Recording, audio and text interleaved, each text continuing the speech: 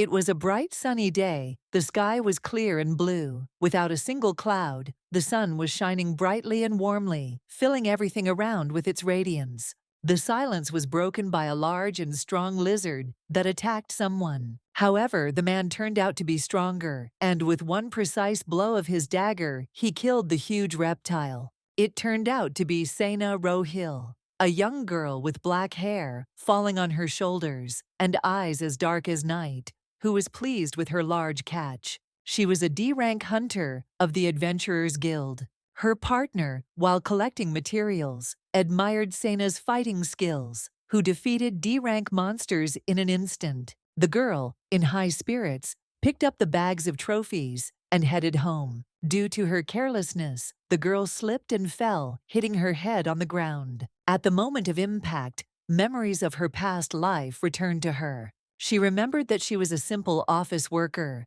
and once fell asleep while reading a novel. Then she was woken up by another employee who told the heroine that the lunch break was already over and they were late for a meeting. Hearing this, Sena stood up and followed her colleague. On the way, she thought that the story was too boring since the main character ran away, but she decided to finish reading it after the conference. The memories ended abruptly as she woke up as Sena Rohil. Opening her eyes in unfamiliar surroundings, the girl panicked. She didn't understand what these memories were and where the boundaries of reality were. The worried doctor helped the girl to get up. At the same time, collecting her thoughts, the heroine realized that she had been reborn in the book she had read in her previous life. However, to her great regret, she could not remember the whole story, but only the first episodes. Noticing the girl's confusion, the doctors explained to her that she had hit her head very hard, but fortunately was not seriously injured.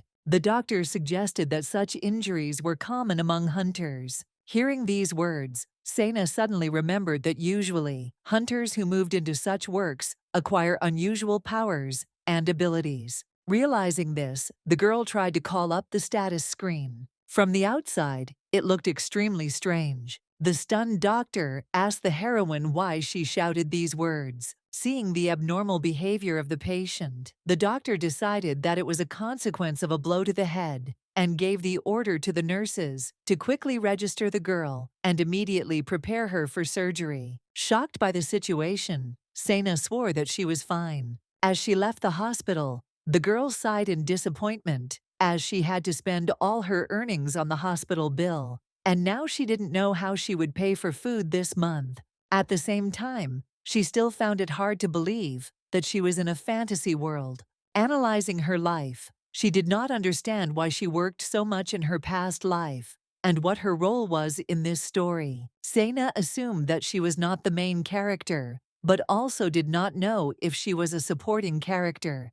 To begin with, the girl decided to remember whether there was a hunter character in that book. Also, oddly enough, she remembered the title of the book, but was not sure about the plot, and the girl also could not remember the name of the main character. Not far from Sena, there stood a young girl with long golden hair, holding a bouquet of flowers in her hands. Hearing a passing boy call this girl by the name Ellen, she remembered that the main character of the novel had the same name. Suddenly, a young man, without a hint of embarrassment, right in the middle of the street, confessed his love to Ellen. Sena was surprised to realize that her neighbor had the same name as the main character of the book. Suddenly, a description of the main character of that story popped into her memory, namely the lines that she was a young girl, the owner of a flower shop named Helen Equals, who was confessed in love every day. Sena was stunned to realize that she had been living next door to the protagonist all this time. However, after making sure that she had indeed moved to the novel, the girl now couldn't understand why, in that case, she didn't have a status screen. All her hopes were shattered into pieces, as it turned out that in this story, she was just an ordinary neighbor. At this time, an embarrassed young man asked Ellen to go out with him. The guy's words confused the girl, but she refused with a blushing face. While the embarrassed couple were in their own little world, Sena was enveloped in a dark aura She was extremely unhappy with her role in this universe. So a month passed since the return of Sena's memories. During this time, she remembered something about the original work. The story revolved around the search for the main male character. So Ellen had to listen to confessions of love every day, which the girl politely refused. And each time these insignificant characters left in tears. As Sena watched Ellen, she noticed that every day only one man confessed his feelings for Ellen. Based on this, the girl assumed that at this rate, it would take forever to find the main character. While Sena was thinking that the confession scene was over for today, suddenly the gust of wind became stronger. It hit the girl's face, causing her hair to fly in all directions. While the irritated girl was fixing her tousled hair, a guy with silver hair walked past her. The girl was very surprised when the young man called Helen. Hearing a familiar voice, Ellen turned around with a smile. When the girl asked if he had come to buy flowers, Dion answered in the negative, saying that he wanted to say something important. Plucking up his courage, the guy confessed his feelings. Ellen was stunned by these words. Without waiting for an answer, Dion ended his confession with a request to marry him. Sena was also shocked by this confession, as Helen had already been confessed to that day. At that moment, the boring rule that had been followed throughout the month was broken. It was amazing and strange, and the reason for this was a guy who didn't look like an insignificant character at all. Shocked, Sena stood motionless, her eyes wide and her mouth slightly open. She couldn't believe her eyes and ears. The excited guy proposed to Ellen. He promised to give her happiness. However, the girl's heart was not touched by these words. She immediately refused. Dion asked for a reason for his answer. Then Ellen justified her refusal by saying that they had only known each other for a month. Only after hearing these words did Dion realize that only a month had passed since their first meeting. However, his feelings were not limited to these times. Sena considered this scene too banal. Sitting on the bench, the heroine watched the couple and was disappointed by the fact that although the rule was broken, the outcome remained the same. Looking at them, she wondered whether events would continue to develop as usual. If this is exactly how it happens, then first of all, Ellen will turn around and go to the flower shop, after which the man will fall to his knees. When everything happened exactly as she expected, she became completely bored. However, given that the rule was broken, she rated Dion's confession 80 points. After the performance ended, Sena decided to return home. However, the devastated boy was still sitting on the cold ground. The girl didn't know how to react to this. Dion was in the same condition as the others. Every man who confessed his feelings to Helen in front of Sena's house, upon receiving a refusal, immediately fell into despair. That's why the girl wasn't surprised by this scene. However, Dion's condition lasted longer than that of the other candidates. The boy continued crying and calling for Ellen. Looking at Dion's face, Sena noticed that his face stood out from the others. The guy continued to shed tears without stopping. Watching this, Sena realized that he was truly heartbroken. She decided to sit on the bench for a little while longer to give the guy time to calm down. Evening was slowly descending on the city. The sun was disappearing behind the horizon, painting the sky in bright shades of red, orange, and purple. The sky gradually darkened, and stars appeared. It started to rain, and the first drops fell to the ground. Gradually, the rain intensified, and within a few minutes, there was a heavy downpour. Then Sena decided to remind Dion that he was sitting at her doorstep and ask him to clear the way. The guy, all wet, looked at the stranger with tears in his eyes. Seeing the guy's silver hair and blue eyes up close, the girl drowned in his beauty. However, she suddenly remembered the conversations in society about a man with the same physical characteristics, whose name was Dion Fravel. Hearing his name from the lips of an unknown girl, the guy asked if she knew him. Avoiding the answer, she asked a counter question about what such an important person was doing on her doorstep. Standing in front of the guy, she remembered the first time she heard this man's name. Then the other hunters told her that Dion was the eldest son of the head of their guild. When talking about him, the girls were extremely inspired and vied with each other to praise his appearance. It was from them that Sena learned that the eldest son of the Fravel family, who makes people fall in love with him at first sight, has silver hair and blue eyes. At that time, the heroine did not believe these rumors. However, his friends insisted that the rumors were true and told more stories about him, saying that the leader did not allow him to join the guild because he had a terrible character. After hearing these stories, Sena assumed that Dion was a hothead. She also added that she would like to meet him someday. And now, in a stupor, she looked at the man about whom so many rumors were circulating. Now her boss's infamous son sat outside her door. Sena couldn't ignore him, since he was the son of the head of the guild where she worked. She then decided to lure him over to her side to regain her C rank. Seeing the stranger's thoughtful look, Dion stood up and asked if she wanted to tell him something. To please her boss's son, she apologized for the long pause with a forced smile. And with the same smile, she said that the whole thing was because the guy was standing in front of her house. As she spoke, she pointed her finger towards her doors. Turning around, he saw the doors to the house. He quickly asked for forgiveness and cleared the way. Sena accepted the apology with a smile and invited the boy into the house to take shelter from the rain. Dion was surprised by the stranger's behavior. The guy agreed with a smile and thanked him. When she came home, the girl invited him to sit down and lent him a towel. While the guy was waiting on the couch, the girl brought hot tea. At this time, Dion was wiping his face and hair with a towel. For Sena, this scene was truly beautiful.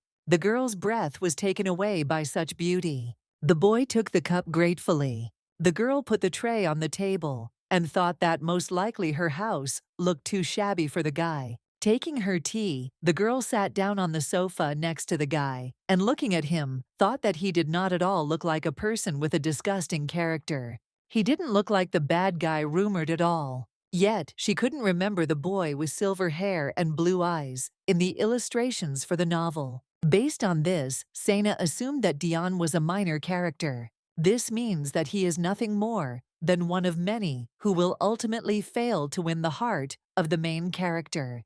While drinking tea, she continued to think that even the son of the guild leader was powerless against the plot of the book. The man was the first to break the silence. He once again thanked the girl for her help. The guy knew that the girl in the yard had seen everything, but Sena pretended not to understand what he was talking about. However, realizing that there was no point in denying it, the embarrassed girl awkwardly replied that she didn't want to bother them, and there was no need to worry about it. But the boy wanted to talk, so he asked Sena to listen to his story until the rain stopped.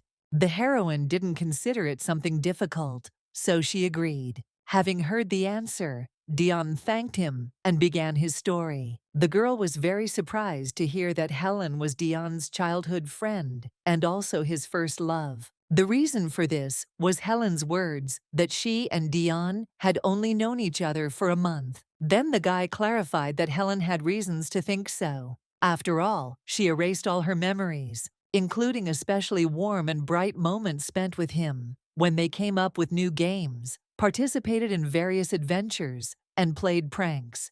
And the motive for such a categorical decision was Helen's painful past, which haunted her. Ellen Evans is the main character of the world where Sena lives. Because she was the illegitimate child of Marquise Equils, she was bullied while growing up. Eventually, she decided to run away from home. However, she could not forget her painful past, so she found the witch and erased all her memories. Hearing this, Sena remembered that this was written in the background of the book he read in his past life. One day, when Dion was younger, he went to a ball and was all alone. The guy continued his story, and Ellen was the only person who approached him then. Since then, Dion could not forget her warm smile and gentle hands. At that time, he could not even imagine that such a kind girl suffered so much. And after learning that she erased her memories and ran away, the guy searched every corner of the capital to find her. And even the fact that she didn't remember him didn't matter. Then, having found her, Dion was sure that he could protect her and wanted to start all over again. But as time went on, more and more men came to confess to her, not counting the suspicious man who had been following her some time ago. Slightly agitated, Sena looked questioningly at her interlocutor. Dion then clarified that the man looked like an ordinary visitor, but was clearly of noble origin. Hearing about this, the girl suggested that perhaps the man was sent by Ellen's family and asked what the guy thought about it. Then Dion replied that he also allowed for such a possibility, since the people of the Euclid house were also looking for her, but he was concerned about the fact that at the moment there was no relationship between him and Helen, and therefore, if necessary, the guy would not be able to help her. Hearing these words, Sena understood that this was the reason for the sudden proposal of marriage, and in this way, Dion wanted to become a close person to Helen. In response, the guy simply nodded silently, thereby confirming the heroine's suspicions. Having finished his story, Dion noticed that the rain had already stopped and hastily said goodbye and headed for the door. As they parted, Sena tried to console the guy at least a little so that he wouldn't be so sad. She spoke words of encouragement with a smile. Finally, Dion smiled for the first time in all this time and, thanking the girl again, left. Only after her boss's son left was the girl able to relax a little. The day had been too tiring for her. After seeing the guest out, Sena decided to take a shower and go to bed. Suddenly, the girl realized that when he left, Dion called her by name. However, Sena clearly remembered that she did not say her name. Morning came to the city. The streets slowly woke up, filling with the noise of carriages and the voices of people. The heroine woke up from a terrible roar. Due to lack of sleep, the girl became furious, but she still had to get up. The angry girl went to check what was happening on the street. The door opened suddenly and hit the man standing behind it. The girl herself was frightened by the sudden blow and asked if the stranger was okay. The stranger greeted Sena and asked for forgiveness for standing in front of her door. Seeing the child in front of her, the heroine relaxed a little and asked about the reason for the noise, and also about the knights from the fancy carriage. Sena assumed that they had come to arrest someone. However, the stranger denied this guess and said that they were here because of the lady who owned the flower shop, as their master wanted to make her his personal gardener. The heroine could not understand why a noble man would want to hire an ordinary flower shop owner from a small town. Then she thought that perhaps this was the suspicious man Dion had spoken of. Tired of constantly thinking, Sena decided that it was time to put an end to these thoughts because they were useless. Having learned the reason for the noise, she said goodbye and hurried home. However, before she could close the door, some man pushed her away and burst into her home. Sena decided that the gentleman had simply mixed up the houses and warned him that he had the wrong door and that the flower shop was nearby. But the man seemed not to listen to her. Realizing that the stranger was not going to leave, the girl asked why he was breaking into her house, while the inspired knight asked his master if he had managed to make a deal with the owner of the flower shop. Without even listening to the end of his subordinate's question, the man sharply replied that Ellie had refused him and headed deeper into the house, looking around. Suddenly, he stopped and, turning around, said in a commanding tone that he wanted to buy Sena's house. While the girl stood in a stupor, he arrogantly ordered her to name the price. The stunned girl did not understand how she should react. Noticing the girl's confusion, the man with hair as black as night and eyes as scarlet as rubies decided to introduce himself in order to show his greatness. Hearing the name Rashid Karlman, Sena realized that the person standing in front of her was the Duke.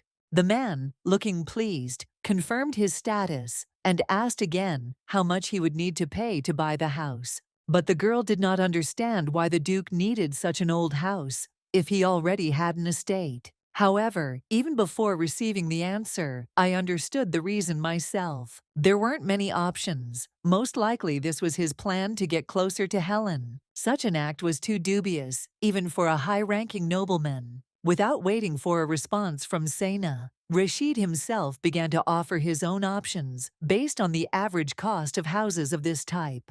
But the heroine did not let him finish and flatly refused to sell. Neither the Duke nor his assistant expected such an answer. The faithful knight could not tolerate such impudent behavior towards his master, and began to accuse the girl of violating etiquette. But Sena did not consider these words fair. Then the man moved from words to actions and drew his sword. But the D-rank hunter easily dodged the blow. She was not going to tolerate such an attitude towards her, so she warned that during the next attack, she would not stand there like a pillar and would fight back.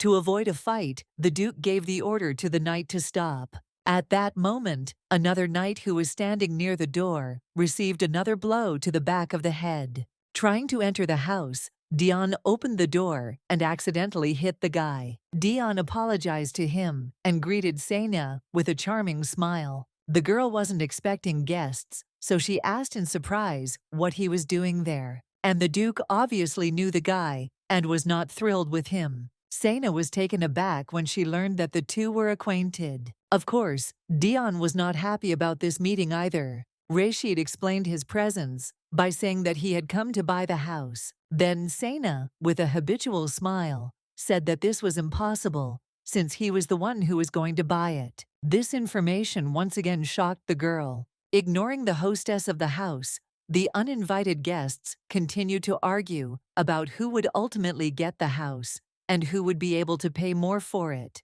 After some time, Sena's patience snapped, and she screamed at the top of her voice for the guys to shut up. The enraged girl repeated once again that the house was not for sale. Even experienced knights were frightened by the huntress's evil expression. The girl suddenly developed a headache. Finally, the Duke realized that there was no point in trying to negotiate the purchase of the house at this point. In order not to waste his time, he and his men left Sena's estate. The heroine was pleased with this, but she also realized that Rashid would return. Dion thought so too. After the Duke left, the boss's son said that he wanted to ask something. But before he could ask his question, the girl suddenly fell down. Luckily, the guy managed to catch her, and she didn't hit the floor. All these nerves made Sena's head hurt terribly. The guy immediately called a doctor. After examining the patient, the doctor concluded that it was a common cold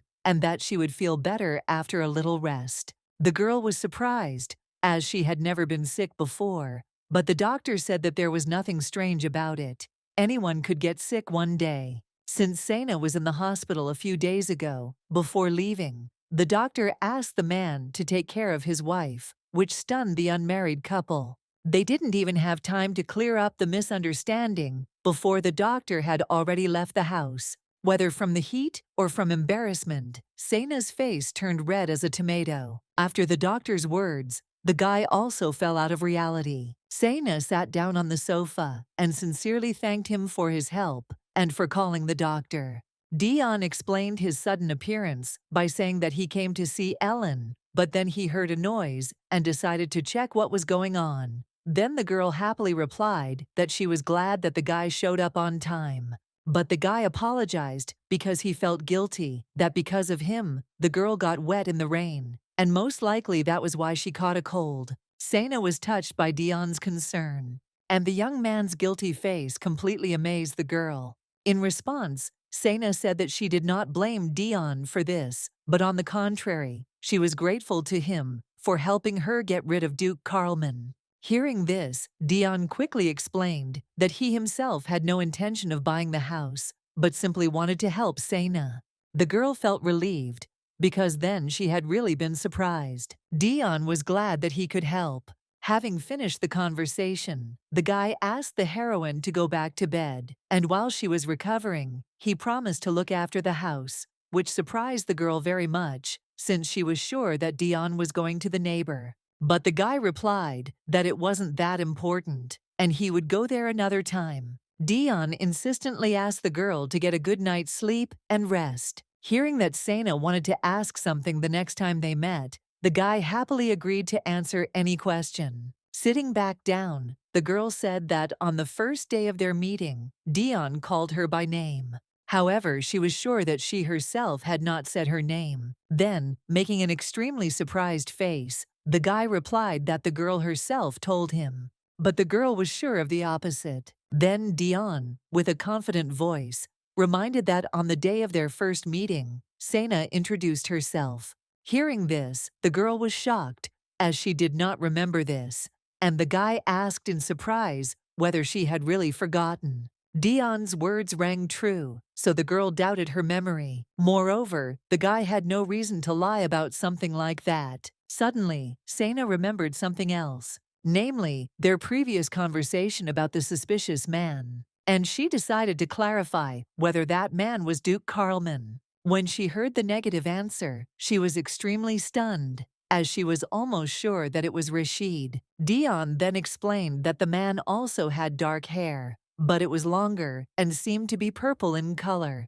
After hearing this, she was completely convinced that the pursuer was not the Duke. Then they began to think together about who that stalker really was. Suddenly, the girl realized that she was not in a state to worry about her neighbor. She should worry about herself first and foremost, because Duke Carlman said he would return. Then she said firmly that next time if the Duke talked about buying the house, she would fight back. Dion asked how exactly. Then the girl began to think about possible options. And the first thing that came to her mind was to beat Rashid. And realizing that she would then be arrested, she decided to do it when there were no witnesses. What she heard left Diona in shock, and a moment later, his face lit up with a radiant smile, and he answered with a laugh that the idea was not bad. A few hours later, having made sure that everything was fine with the girl, the guy asked for leave and left. It was already evening outside, and the sky was painted in bright sunset colors. After making sure Sena had closed the door, Dion turned away and left. As he walked, he thought that technically he had not lied to the girl when he said that she had given him her name at their first meeting. At this time, Ellen was busy with flowers in her shop. Looking at the delicate flowers, she thought of Duke Carlman. At first, when she saw the aristocrat surrounded by knights, she was frightened. However, the beauty and gentle tone of the guy with whom he asked to become his gardener won her over. He looked at her as a specialist, not a girl. Ellen was glad that such a high-ranking person appreciated her skills, but she felt that she was not fit to be a gardener at his lordship's estate. For this reason, she was forced to refuse the Duke. She told her friend about this during tea drinking. After listening carefully to the girl, the mysterious friend suggested that perhaps this man really did love Ellen. From these words, the girl's eyes dropped slightly. Her gaze was directed downwards. Her cheeks became bright pink from the rush of blood, and her lips were slightly pursed. The embarrassed girl did not believe that this was possible, but it gave her butterflies in her stomach. While Ellen was lost in her loving thoughts, Sena noticed her and came over to say hello. Sena said she would like to buy some white flowers. Ellen ran up to her neighbor in high spirits. The girl's glowing face was impossible not to notice, so Sena decided to ask the reason for such happiness. Helen enthusiastically shared her joy with her neighbor, telling him that yesterday a man of noble birth came to her and asked her to become his gardener. Reina stank with confusion, not understanding the reason for such admiration. The girl then added that it was the first time someone paid attention to her skills, and not her appearance. Sena immediately understood who they were talking about, and was unpleasantly surprised by this fact, since she did not expect such a reaction, and did not think that her neighbor could develop feelings for the Duke. However, Ellen, with a slightly upset voice, finished her story, saying that she had to refuse, as she was not sure that she could handle such a responsible job. She suddenly remembered that Sena had come for flowers, and ran to the shop to choose white flowers. Looking at the variety of light-colored flowers, Ellen thought about which ones to choose. Sena did not have the best opinion of the Duke, because she was worried that he might still come back and persuade Ellen, especially since the neighbor was already half conquered by him. At the same time, Sena was on Dion's side and didn't want to see him upset again. For this reason, she decided to intervene in this story. Sena turned on all her acting skills and said with a depressed look that something had happened that was really worrying her. Hearing about this, as expected, good-natured Ellen asked what had happened. Continuing her game, Sana pretended not to know whether to tell her neighbor about this, but she didn't have to be persuaded for long. She leaned over to Ellen and began to whisper in her ear in a sly voice, telling her that someone had broken into her house yesterday.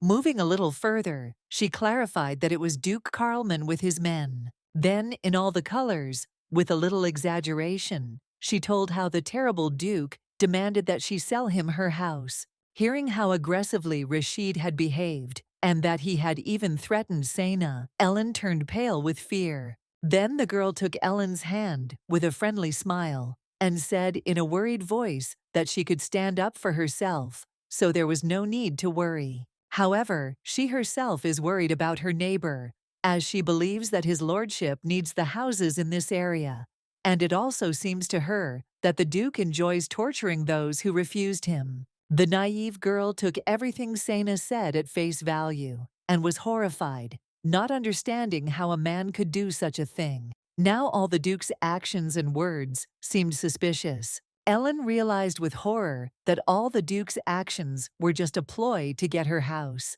After her colorful story, Sana watched her neighbor's reaction. Ellen was completely disappointed by the Duke's treachery. Then Sana continued to add fuel to the fire. She said, in a sympathetic tone, that since she was a hunter herself, she was able to keep the land. But Ellen was more vulnerable. She advised her to be careful and try not to get involved with him. At the end of the conversation, she insistently asked to simply ignore the Duke completely. Ellen, horrified by all she had heard, agreed with her neighbor and thanked her, saying that she would be wary of him in the future. Hearing the much-desired words from Ellen and being pleased with her reaction, Sana replied with a friendly smile that no thanks were needed, since that was what neighbors were for. Having completely destroyed the image of Duke Carlman, the heroine was proud of herself. The next day, she excitedly told Dion about it. Hearing the girl's story, he was surprised and decided to ask her again if this meant that she had deliberately put the Duke in a bad light in front of Ellen. But Sana sharply replied that this was not so. She explained that it was just a normal conversation between neighbors, and that Ellen had taken it that way because of her upbringing. She also added that everything she said was based on irrefutable facts.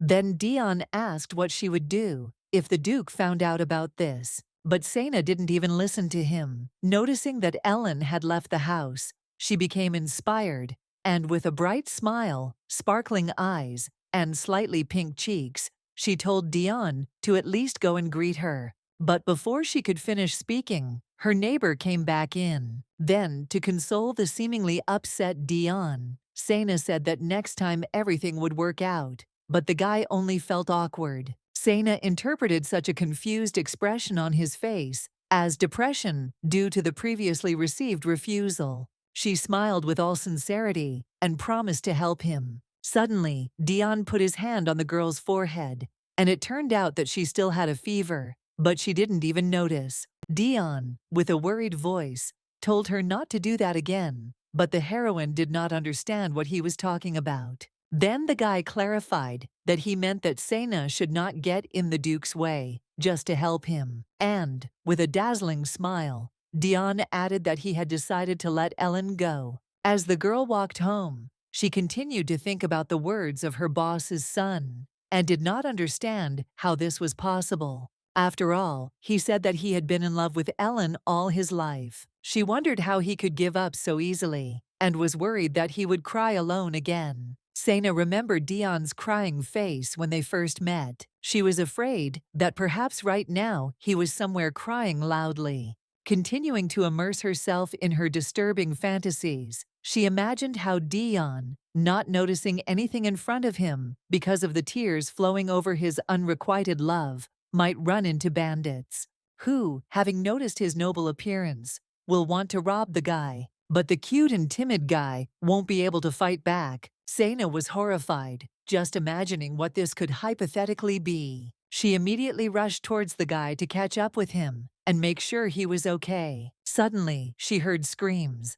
and immediately assumed that it could be Dion. Mentally scolding herself for leaving her friend alone in such a dangerous area, she ran towards the voices to help him. However, the one lying on the floor was not Dion at all. And the one who contributed to this was our good-natured Dion, his silver hair shimmering and glowing as if it had absorbed all the moonlight. The girl decided to hide around the corner and watch what was happening, as she did not understand what was happening. The arrogant gentleman took out his anger on a gang of bandits who were unfortunate enough to encounter him. Suddenly, the boy felt the presence of a stranger, and in an arrogant tone, ordered him to stop hiding and come out, which frightened Sena very much, as she thought that these words were directed at her. Dion's next phrase shocked her completely, since he said that the wall would not be able to hide the observer's body, while the girl, although she considered herself to be large, was not so large as to deserve such words. While Sena was dumbfounded and didn't know what to do, a man with his hands raised came out from around the other corner. His name was Turner, and it was to him that Dion had been addressing all this time. When his friend asked him why he had been hiding all this time, Turner told him that he looked too scary and asked him in return if the man on the floor was alive, to which Dion replied with a sinister smile that he was, as he was sure that the guy could take care of it. Hearing these words, the street robbers, gathering all their strength, stood up and ran away in terror. Watching them go, Dion arrogantly said that he did not understand why they ran away, since they would die anyway, and Turner suddenly informed him that his superiors had contacted him and asked if Dion was really busy with the investigation. Then Dion slightly put his arm around his friend's shoulders and pulled him towards himself, with a cold smile asking if Turner was really going to report that he was loafing around, to which the frightened guy gave an immediate negative answer. Suddenly, their conversation was interrupted by a girl who looked like a teenager, dressed in a black cape that almost completely hid her face, and two chestnut pigtails peeked out from under the hood. She called the guys, and they immediately followed her. From shock and fear, Sena staggered, and unable to stay on her legs, which buckled from fear, fell to the ground. She was confused to learn that the bandit was the real Dion. At this time, Dion and his friends were going somewhere. Suddenly, the girl turned to him and asked what happened, because in her opinion, the guy didn't look very good. Receiving no answer, she asked again what he was worried about, since they had already tracked down Ellen. Dion finally responded, only saying that that wasn't the problem. Then, the girl smirked and suggested that it was because of Sena Row Hill. The expression on his face was more eloquent than any answer.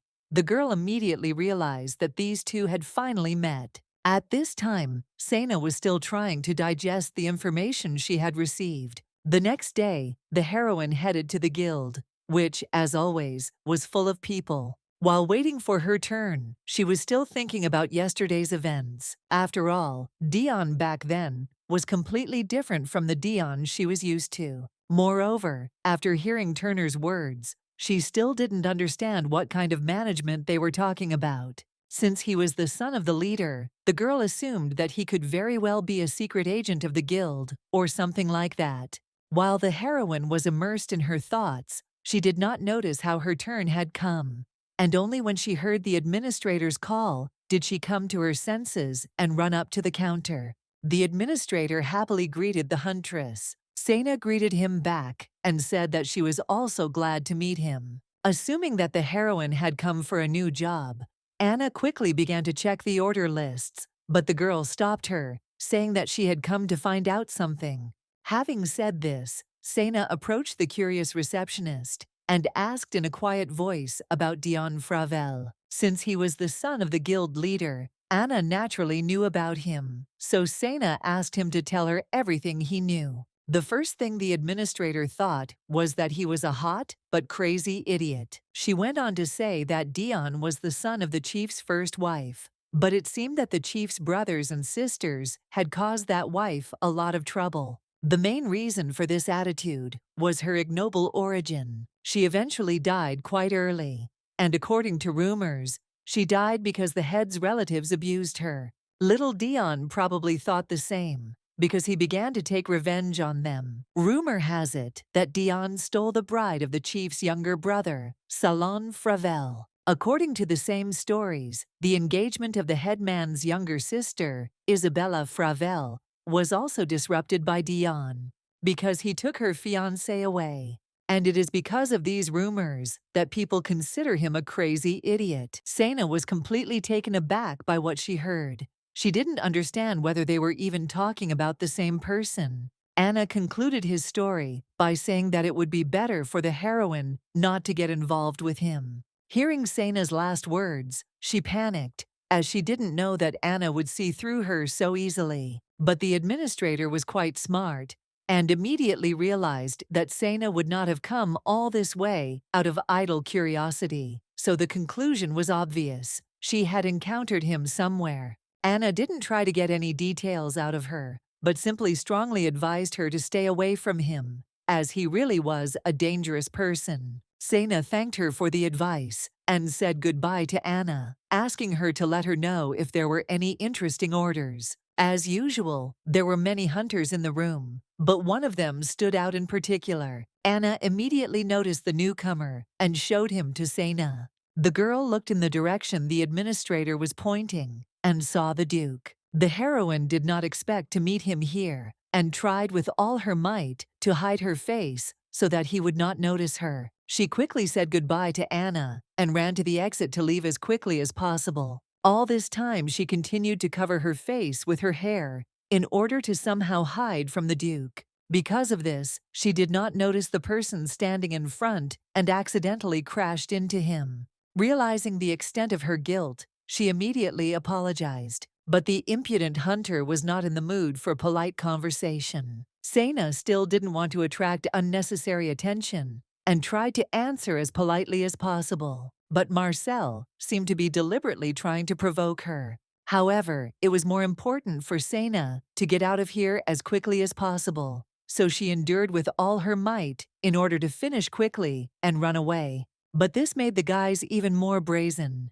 and each time their words became ruder. Not only did they mock her, but they also brought someone close to her into the conversation. The hunters spoke rudely of Sena and ridiculed her father's death. She couldn't stand it any longer and said in a sharp tone that her father was alive. Then Marcel laughed even louder, saying that it was impossible. But Sena didn't listen to the rest of the mockery, and with a terrifying smile, asked why the guys started talking to her every time they met, since they weren't even friends, emphasizing that this is very impudent on the part of Marcel. And finally, she decided to return all his insults to the guy, telling him to brush his teeth because his mouth stinks, and that is why all the girls refuse him. This made the guy furious. Then Marcel was the first to show aggression and grabbed the girl by the chest. He furiously shouted at her, ordering her to shut up. But Sena was calm. She continued to laugh arrogantly in the guy's face, as she was confident in her abilities. Then Marcel lost control of himself and tried to hit her. Sena had no intention of dodging the attack,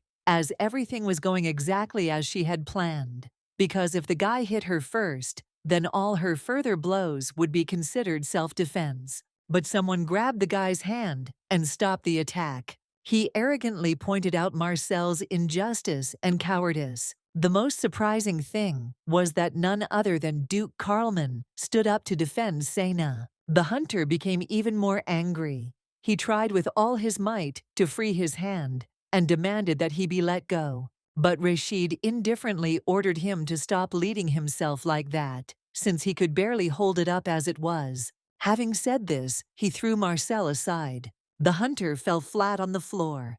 With his face distorted with anger, he shouted furiously that he would not let this go. Rashid, with a sarcastic smile, answered Marcel that he was just small fry. Sena watched all this in a stupor. Having finished his conversation with the hunter, the Duke immediately switched to gentleman mode and, approaching the girl, asked if everything was okay with her. The heroine didn't understand what was going on at all. She replied with an awkward smile that she was fine and thanked him for his help, mentally grieving that her perfect plan for self-defense had collapsed. At first, the Duke did not believe it and wanted to ask again, but suddenly he realized that the mistress of that house was standing in front of him. While they were talking, Marcel gathered his strength and attacked Rashid from behind. Sena noticed this in time and managed to warn Duke Carlman. Thanks to this, he turned around in time and blocked the blow. Having stopped the attack, the Duke continued to comment on Marcel's actions. Each of his words provoked the guy even more. Finally, the hunter drew his dagger. Noticing that he was about to attack an unarmed man with a knife, Sena could no longer stay away. She knocked the weapon out of his hands with one clear kick. After that, the Duke knocked the guy out. From the force of the blow, Marcel flew back several meters. Sena was happy that this idiot got it in time. Upon learning of the fight, the knights responsible for security within the guild came running. Seeing the hunters lying on the floor, they decided to arrest those responsible for this. Thus, Sena ended up behind bars. The worst thing was that the guards ran up just when they were delivering the blows.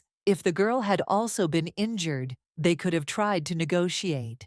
And also, because the Duke was unguarded, he was not recognized and was locked up together with the heroine. The girl, out of politeness, asked if the Duke was okay and offered him a snack. However, he refused, saying that his assistant would come for him soon. Unexpectedly, he apologized to Sena for that incident, which surprised her greatly. He explained that he apologized for breaking into her house without permission and also promised to punish Gerd. Sena didn't know who he was, but from the context, she realized that he was the knight who attacked her. Rashid explained that the knight was a lazybones who had never received proper training and remained in his position only because his father was a loyal vassal of the Duke's family. The girl accepted the apology and said that everything was fine. She was still in shock from what had happened. Sena believed that most nobles would have reacted differently in such a situation. For example, directing their anger at her, or they would continue to yell furiously at the guards to let them out. As an example, she recalled the behavior of Marcel, whose family, although noble solely because of the title, behaves as if he is allowed to do anything. Analyzing this whole situation, she came to the conclusion that the Duke was a strange person. 3 hours later, no one had come for Rashid. The girl was extremely surprised by this. She then suggested that the reason for such a delay could be that something had happened to the assistant. When the Duke asked what exactly, she could not clearly answer. By doing this, she increased the man's mistrust and wariness. The atmosphere was extremely tense. Sena didn't know what she should say in such a situation. Then she suggested that they come up with something, since they were in the same boat. The heroine's last phrase greatly surprised the Duke. Sena couldn't think of anything better to do than to inform the warden that the man next to her was of noble birth. But, as expected, they didn't believe her. Suddenly she heard someone's footsteps, and the girl was delighted, thinking that it could be the Duke's assistant.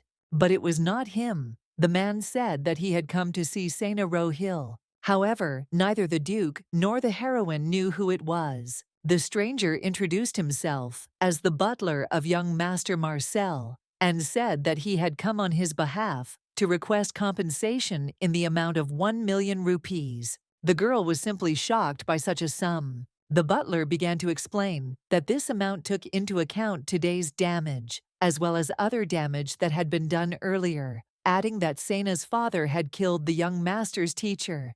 The girl became furious at these words, and without letting him finish, corrected him, saying that it was nothing more than an accident during service. Hearing these words, the Duke also asked what they were talking about. As it turned out, Aliyah Asl, Marcel's teacher, was killed while carrying out an order from Sena's father, so the butler and the young master considered him to be the culprit of the teacher's death. However, Sena insisted that Asl agreed to the order as a hunter. But for the vile butler, it didn't matter. He just wanted to receive huge compensation. Suddenly, he added with a sly grin that he had one more requirement. The condition was that if her comrade agreed to be tied up and beaten by Marcel, then there would be no need to pay.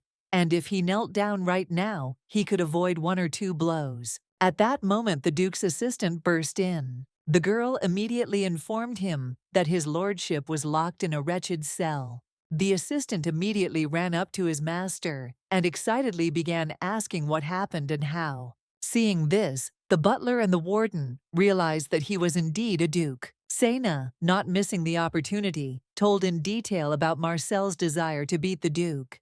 Hearing this, the butler turned pale with fear, and the observer tactically retreated. The man panicked and tried to come up with some kind of worthy excuse, but the assistant was furious. After some time, they sat down at the negotiating table. The Duke called Aaron, and he immediately came over. The butler and the guard trembled with fear, awaiting their sentence. When the Duke asked what he had asked for, the assistant answered in one breath that the master had ordered that he not be looked for or disturbed when he decided to take a walk alone. But the Duke clarified that he was talking about a different request. Then Aaron replied that he was almost finished with this matter. However, he suggested first dealing with the vile types who dared to insult the Duke. The frightened elderly man, barely able to put together a few words, tried to greet the gentleman correctly, as required by etiquette. But Rashid interrupted him and said that he wanted to meet Marcel personally. The Duke, with a haughty expression on his face,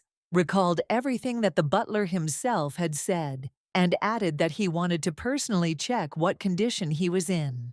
But the butler could not allow this. Then Aaron asked about compensation. The man immediately replied that they had nothing to worry about. However, the assistant could not end everything so simply. He asked about his young master's desire to beat the Duke. Upon hearing this, the butler immediately began to deny everything and shifted all responsibility to Sena, saying that she alone should pay compensation. This caused bewilderment and anger in the heroine. She disagreed with the charges and believed that she was not obligated to pay anything. Suddenly, the Duke interrupted their argument, saying that he would pay on Sena's behalf. The girl looked at the Duke and did not understand what he was trying to achieve. The butler wanted to get money from the heroine. However, seeing the Duke's look, he did not dare to object and agreed to accept the money from him. But Sena didn't agree with this. The Duke was the last person she wanted to be indebted to. She already imagined how Rashid would force her to sell the house to pay off the debt, and she firmly said that she would never borrow from him. Besides, she did not agree with such a sum, so she asked the butler in a commanding tone to take her to Marcel so that she could see with her own eyes what condition he was in. She did not accept refusals from the butler and said that if he did not agree, she would go to Marcel herself. Sena stood up from her seat and headed towards the exit. The butler immediately rushed after her and stopped her. While they were arguing, the Duke suddenly spoke. He turned to Sena with a disappointed expression, reminding her of her own phrase about how, as cellmates, they were in the same boat. The girl was speechless. She didn't know what to answer, because these were really her words. The assistant was surprised by his master's behavior. He asked him worriedly if he was feeling okay. The Duke ordered Aaron to calm down. They eventually settled on 600,000 rupees, but the girl was confident that Marcel was fine.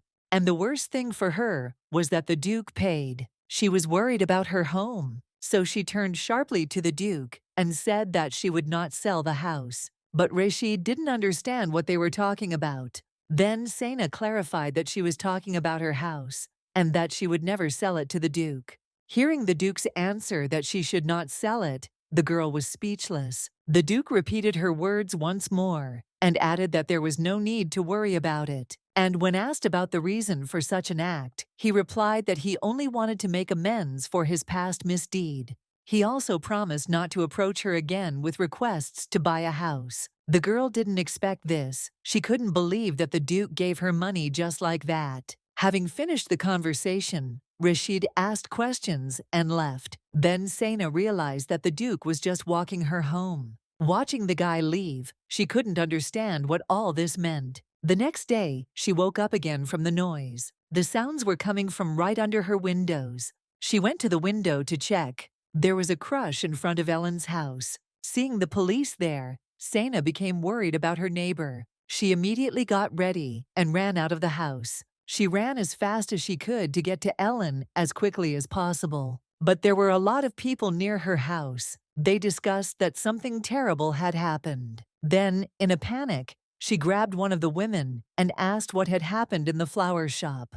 The woman replied that a thief had broken into the house. Suddenly, someone's frightened cry was heard, and someone said that there was blood. These words took the heroine's breath away. Someone was being carried on a stretcher, and there really was blood there. Sena was horrified. She was already imagining the worst. The heroine ran up to the police officers who were carrying the stretcher, but she was stopped immediately. However, she pushed the policeman away and rushed forward. Approaching the stretcher, she pulled the white cloth from underneath. One of the policemen was lying on a stretcher with a wound to his head. The girl was shocked, as she was sure that Ellen was there. A little later, while she was drinking tea with Ellen, she laughed at her for a long time. Sena mumbled sheepishly, justifying her feelings. Then the neighbor said with a smile that she was safe and sound. However, the heroine still did not understand what all the commotion was about in the morning.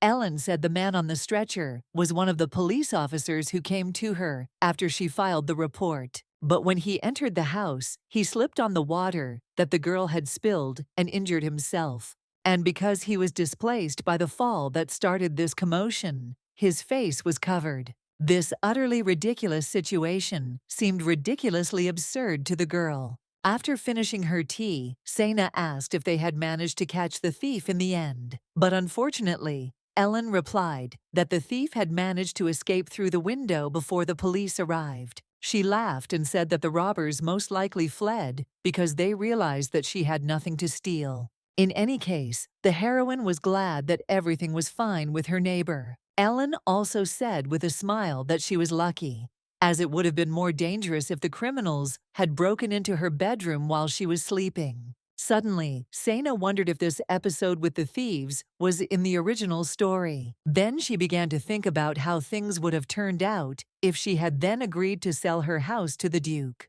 Sena suggested that in such a case, when the intruders broke into Ellen's house with the intention of stealing, for Ellen, it would have been enough to scream at the top of her voice, and the Duke would have come running at that very second to save her. Then he would have been able to win Ellen's heart right away. Sena vividly presented the scene where the Duke saves Ellen with a gentle smile, and the girl looks at him with loving eyes. Having imagined this, the heroine was glad that she had not sold the house. Seeing her neighbor's worried face, Ellen thought that she was still worried about her and hastened to reassure her, saying that she was indeed okay, especially since she initially knew that this was not the safest area. Sena herself knew that it was gloomy there. Suddenly, she realized that it was in the unfortunate areas that most incidents occurred. In other words, this was the ideal location for the main character, since in such a place, all sorts of troubles would always await her.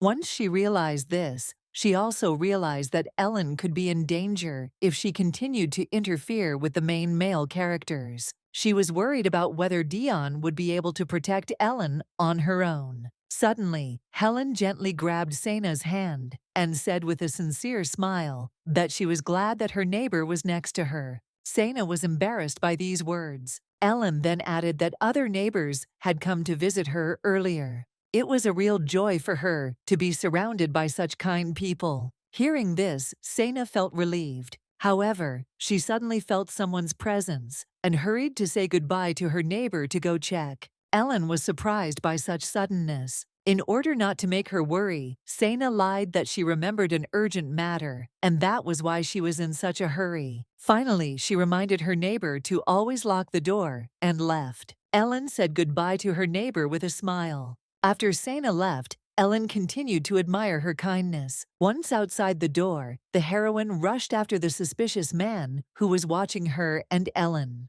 The stranger immediately noticed that she was being chased and ran away. But Sena almost caught up with her and asked who he was. She picked up speed to grab him. Using her superior skills, the girl managed to catch up with the stranger in one jump. She landed right in front of him. Sena easily overpowered her pursuer. The criminal screamed that it was painful and tried with all his might to free himself from the grip. The girl demanded to answer the question of who he was. The guy shouted that it was him, but the girl did not understand who he was talking about and why he was pursuing Ellen. Then the man said his name, Aaron. Sana didn't remember him right away. The assistant was extremely surprised by this, since they had only seen each other yesterday. After these words, she began to remember something. Suddenly, she realized who it was.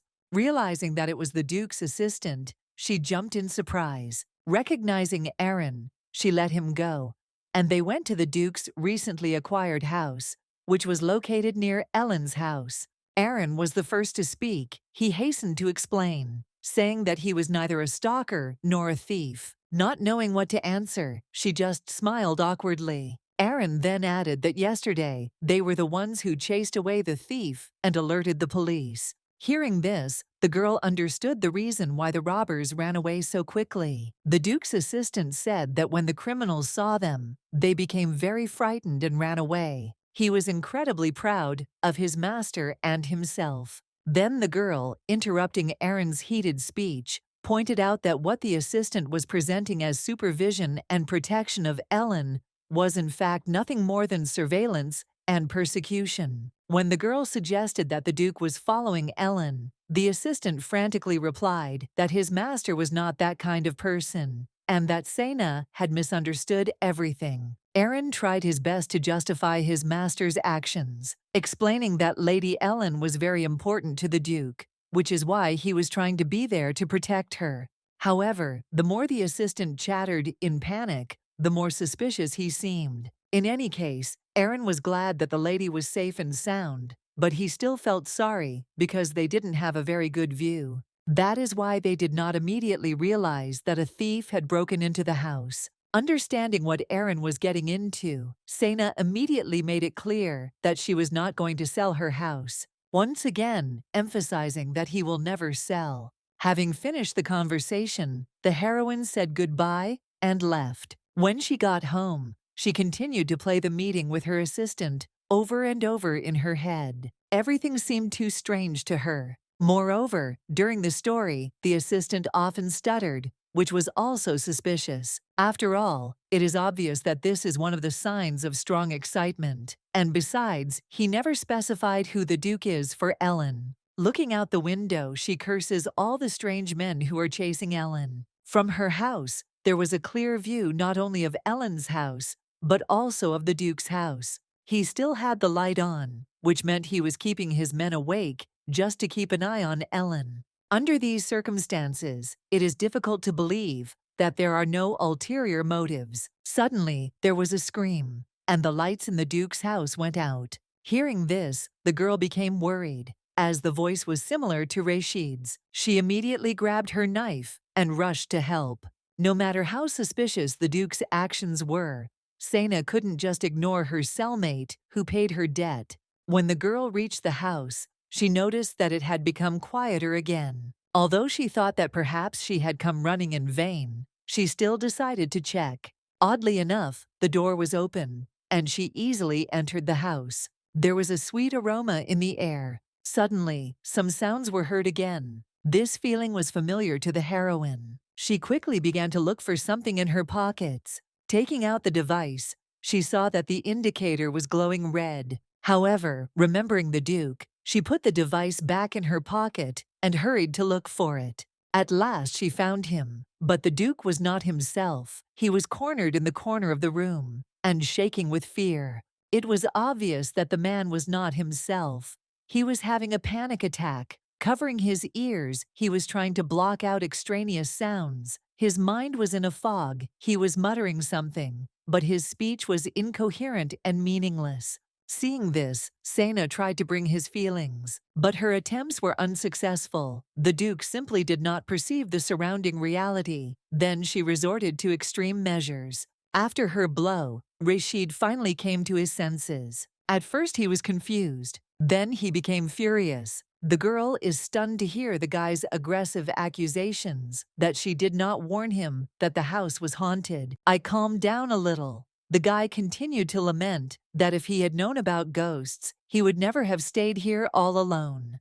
To ease the tension a little, the heroine tried to laugh it off and suggested looking for the source of the sound. But the Duke was still frightened. He didn't want to deal with ghosts. Suddenly, the girl realized something. Seeing the guy's reaction, she realized that the Duke was afraid of ghosts. Blushing with embarrassment and anger, the man tried to refute these words, and the more he denied it, the less convincing he looked. Then Sena again suggested to the Duke that they find out together what the source of the sound was. The idea made the Duke shudder, but to prove his courage, he agreed with a face as pale as chalk. Having received a positive answer, Sena called the man to follow her. They walked together in the direction of the sound. Crossing the empty corridor, they reached some doors. While the Duke was terrified of what would be behind these doors, the girl boldly opened the door. At this time, the man tried to calm down and collect his thoughts. There was an empty room behind the door, but the guy didn't see this, because at the moment the girl opened the door, he turned away in panic. Noticing this, Sena decided to play a little joke. Realizing that there were no ghosts behind the door, the Duke finally opened his eyes. Realizing how terrible he looked, he began to tidy himself up. Avoiding eye contact, the Duke suggests checking the other room, as this one is empty. Sena immediately agreed and went forward, walking ahead. She could barely contain her laughter and still did not understand why the Duke did not order her to check everything alone and went with her, because it was obvious that he was afraid. Having reached the next room, the girl assumed that the sound was coming from there. Opening the door, they saw steps leading down. Then the Duke asked Sen in fear if she was really going to go down to the basement. The heroine decided to stop her mockery and suggested that he wait here while she checked everything herself. But the man was against it. He was worried that there might be something more terrible and dangerous than a ghost. Although his attempts to protect while he was trembling with fear looked ridiculous, his gallantry deserved respect. Sena tried to calm him down, reminding him that she was quite a strong hunter. But the Duke still thought it was not safe to go alone. Then the girl said that if something happened to her, he could get her house. The man was shocked by these words, because he had never even thought about such a thing. The Duke did not understand the reason for such thoughts. Realizing that the man was taking these words too seriously, Sena laughed and said that it was just a joke. Despite the guy's anger, the heroine had her own reasons for such a joke. But the Duke was furious, for everything has its time. And at the same time, this was exactly what the girl wanted, since in any case, being overcome with rage is better than shaking with fear. Be that as it may, the girl suggested that the guy wait, and she went to check the basement. The further she walked, the darker it became. The girl could hardly see anything. She was lucky because she had a mana stone. Lighting her way with a Mano stone, she reached the door, but by that time the noise had already stopped. Noticing this, the Duke hastened to suggest returning, since the sounds had stopped, which meant that everything was now in order. But Sena was adamant. She walked forward bravely, and the Duke followed behind, still trying to dissuade the girl from this idea. Sena was already irritated by his constant persuasion. She jerked her hand away and angrily ordered him to let her go. The guy was confused and scared at the same time. Seeing such an expression on his lordship's face, Sena could not hold back her laughter and began to laugh loudly. Looking at the Duke's red face, it was hard to believe that he was called a ferocious monster. Suddenly, Sena spoke in a serious tone. Looking straight into the man's eyes, she said that the thing below was not a ghost, and her phrase that it was a demon surprised the guy even more. Then, to prove her words, she showed him a device with a red stone in the center and explained that it reacts to demons. Putting the device back in her pocket, she continued, saying that the sweet aroma that filled the entire house was also proof. After listening to the girl, the Duke asked her how the demon managed to cross the capital's barrier. Sena herself did not know the answer to this question, but she had certain thoughts about what kind of demon they were dealing with. But before they could reach the source of the sound, some force pushed the girl down the stairs. Rashid tried to catch her. He pulled the girl towards him to stop her fall. As a result, she dropped the mana stone. And also losing their balance, they both fell backwards. While the guy was worriedly asking if Sena was okay, she didn't even understand what had happened and why the Duke had pulled her back so abruptly. The girl looked at the guy with stunned eyes, not understanding what was going on. Coming to her senses, she suddenly jumped up from her seat and asked what the Duke was doing. Then the man explained that although the unknown force was a simple gust of wind, there was no point in it because they were in a closed space with no windows. The girl ignored the Duke's concerns and moved on, deciding to first look for her mana stone. The stone rolled into the basement and lay next to the golden-haired girl. As Sena got closer, she noticed that the girl looked like a creepy version of Ellen. At first glance, she realized that this could not be her neighbor. Following the heroine, the Duke also entered the basement, and upon seeing the evil copy of the beautiful Ellen, he was terribly frightened. Sena immediately noticed the hint of fear on Rashid's face, and she couldn't miss such an excellent opportunity to make fun of the Duke. The heroine immediately turned on her acting talent and, pretending that her back hurt, asked the man to help lift the stone. The guy turned even paler at this request. He wanted to refuse with every fiber of his being, but he couldn't say no because of guilt. With shaking legs, he walked towards the mana stone. The girl was no longer able to hold back her laughter and began to laugh secretly. The Duke was so happy when he reached the stone that he didn't even notice that something was hovering in the air right above his head. Seeing this, the girl suddenly stopped laughing. Noticing this, the Duke became even more frightened and asked the heroine what had happened. Suddenly, this something approached the Duke and began to ask the same question over and over again about why the man killed him. The unknown thing looked like a ghost in black clothes. Bloody red marks appeared around, and suddenly, a ghost, with a creepy smile, abruptly descended, as if trying to get to the Duke. Realizing that Carlson was in a stupor, the girl called him to bring him out of his trance. Realizing that it was a demon, she immediately rushed towards the Duke. But the men were already having a panic attack. He was shaking with chilling horror, not noticing anything around him. With a trembling voice, he repeated that it was Serena. The demon with red eyes and a terrifyingly scary face continued to rapidly approach. Looking at the ghost again, Sena noticed that she had the same eye color as the Duke. The demon inspired fear and panic. But the situation was further aggravated by the fact that the ceiling was on the verge of collapse. Sena tried to get the Duke out of there.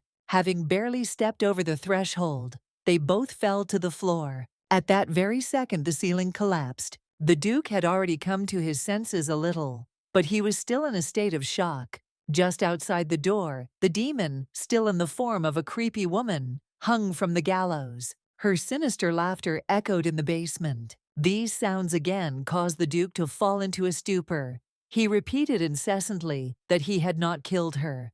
Coming closer, the girl put her hands on Rashid's shoulders and said in a calm voice that everything he was seeing now was unreal, just an illusion, so he didn't need to be afraid. Having achieved eye contact, she added with a smile that he just needed to close his eyes and wait a little. She would be back soon. The Duke still did not fully grasp reality. He remembered Serena, who was wearing a soft pink dress, her long hair fluttering beautifully in the wind. Suddenly, the boundaries between reality and fiction blurred. Thinking that the girl was still alive and continuing to call her, the Duke walked towards her. He walked with uncertain steps, but at the same time, he was glad that the girl was alive. He did not want to believe in her death. All this time, Serena didn't turn around once. Suddenly, the amplitude of her hair movement became sharper. Her hair seemed to get longer with every second. Suddenly, she turned around, and the fairy tale world collapsed in an instant. The girl with a terrible face and an ominous voice continued to blame the Duke for her death. The man continued to make excuses, repeating that it was not him. Unexpectedly, Sena returned with good news. She reported that she had caught the little demon and explained once again that everything the Duke had seen all this time was just an illusion. She held out her hand and showed off her catch, explaining that it was an avalakas, a rather rare species of demon. She described in detail how exactly these little pests operate, and how they obtain their victims' nightmares, and how they project them into the real world as an illusion. Remembering that these demons love to eat fingers the most, the girl quickly began to check the Duke's hands. Sena also added that the incident with the wind was also just a trick of these small creatures. The Duke, stunned, asked only one question: how did Sena manage to defeat the demon?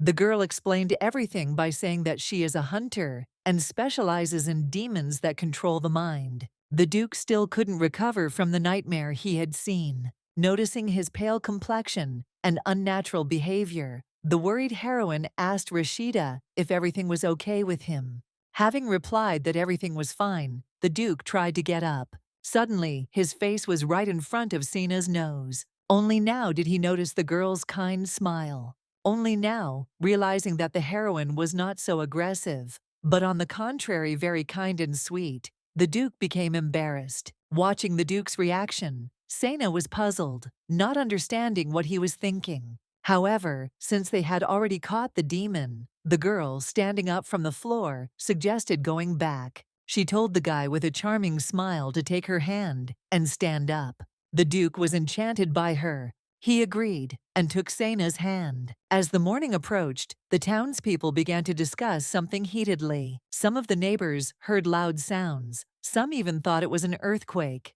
But Sena hastened to calm them down, explaining that it was only the floor that had collapsed.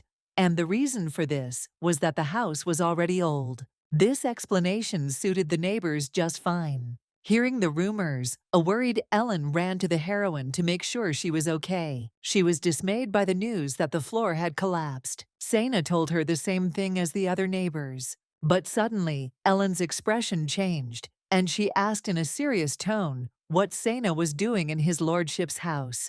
Trying to come up with something on the fly, the heroine replied that she was helping with the move. Hearing this, Ellen, with her old smile, said that she was glad to know that Sena was not hurt. Having finished her conversation with the heroine, she glanced furtively towards the Duke. Suddenly their eyes met. Noticing this, Ellen bowed and said goodbye to her neighbor before leaving. Finally there was silence, and Sena breathed a sigh of relief. But before they had time to enjoy the peace, Aaron appeared out of nowhere, running as fast as he could towards his master. He asked worriedly what happened and how. In order not to tell the whole story from the very beginning, the Duke merely showed it to be examined, but the assistant did not understand what was being discussed. Then Rashid called Sena. The girl immediately understood what was being discussed and began looking for something in her pocket. She took out a small demon in the shape of a bee and handed it to Aaron. The Duke signaled to his assistant to take the demon away. Looking at the small thing in his hands, Aaron still had a lot of questions, but the Duke ordered him to return to the estate and examine it, and also to call a doctor. At first, Sena didn't understand why a doctor was needed, and when I realized it, I was shocked. The Duke personally cleaned her wound. This made the girl feel awkward, and she grabbed the towel, saying that she could handle it herself. The Duke continued to stare at her, but for Sena, such burns were common when working with mana stones. After all, she is one of those who is not subject to magic. When a person uses magic with the stone, once the mana runs out, the stone turns black. But Sena came up with his own way of using the mana stone. It causes the mana inside the stone to quickly leak out, and then uses it as explosives. Usually after an explosion, dust rises. However, the target can also be hit with one blow. This is a fairly effective way of hunting. Rubbing her hand, Sena continued to think about the demon she had recently captured, and the Duke watched her silently. He suddenly asked her if this happened to her often, and the girl calmly replied that yes, since she was a hunter. But what surprised Resida most was the phrase that Sena no longer owed him anything, because he did not understand what kind of debt they were talking about. Then the girl explained that she was talking about the day when the Duke helped her escape from prison. Then the Duke agreed with a smile, thanking him for saving him. He also added that from now on, the girl can count on his help. However, he was extremely surprised to hear a request to share with her the information that Aaron would find. And although he promised to fulfill any request, this time he refused. He could not name the reason for the refusal, but in return, he promised to fulfill any other request. The girl insisted on her own, arguing the need to obtain such information, but the Duke was adamant. However, Sena also didn't want to retreat, because a demon had appeared in the capital, and it was natural to worry about such a thing. But even this reason was not enough for Duke Carlman. Having received another refusal, the girl became seriously angry. Their conversation was interrupted by Aaron, who brought the doctor. However, before he could enter, he immediately noticed the oppressive and tense atmosphere between the two. This made the assistant and the doctor feel uncomfortable and awkward. They froze in place and did not know how to act in such circumstances. And hearing the girl's angry cry that everything was fine, they even flinched in fear. The Duke continued to maintain an imperturbable expression on his face, showing with his whole appearance that further arguments were pointless. After finishing the conversation, Sena still allowed the doctor to give her first aid. On the way home, she continued to think and analyze what had happened over the past couple of days. In particular, she was haunted by thoughts about the demon who had managed to cross the capital's barrier. Suddenly, she felt someone's presence right behind her. The heroine turned around sharply to check who it was, because the unknown person had managed to get so close unnoticed. But before she could even react, the stranger grabbed her wounded arm, causing her pain. Suddenly, an unknown person asked with concern in his voice if the girl was okay. As it turned out, it was Dion. However, for some reason, upon seeing him, the girl did not calm down, but on the contrary, felt a certain awkwardness. Scenes from that night came back to me. At some point, she even turned pale from worry. Dion, not knowing the reason for such a reaction, became even more alarmed, thinking that she was wounded. The girl continued to think that the man now looked completely different. It was as if they were two different people. Having collected her thoughts, Sena answered with an awkward smile that it was just a small problem. But the answer did not satisfy the guy. He was still worried and asked for details. Then the heroine remembered that Dion was the son of the guild leader and suggested that he might have heard something about demons.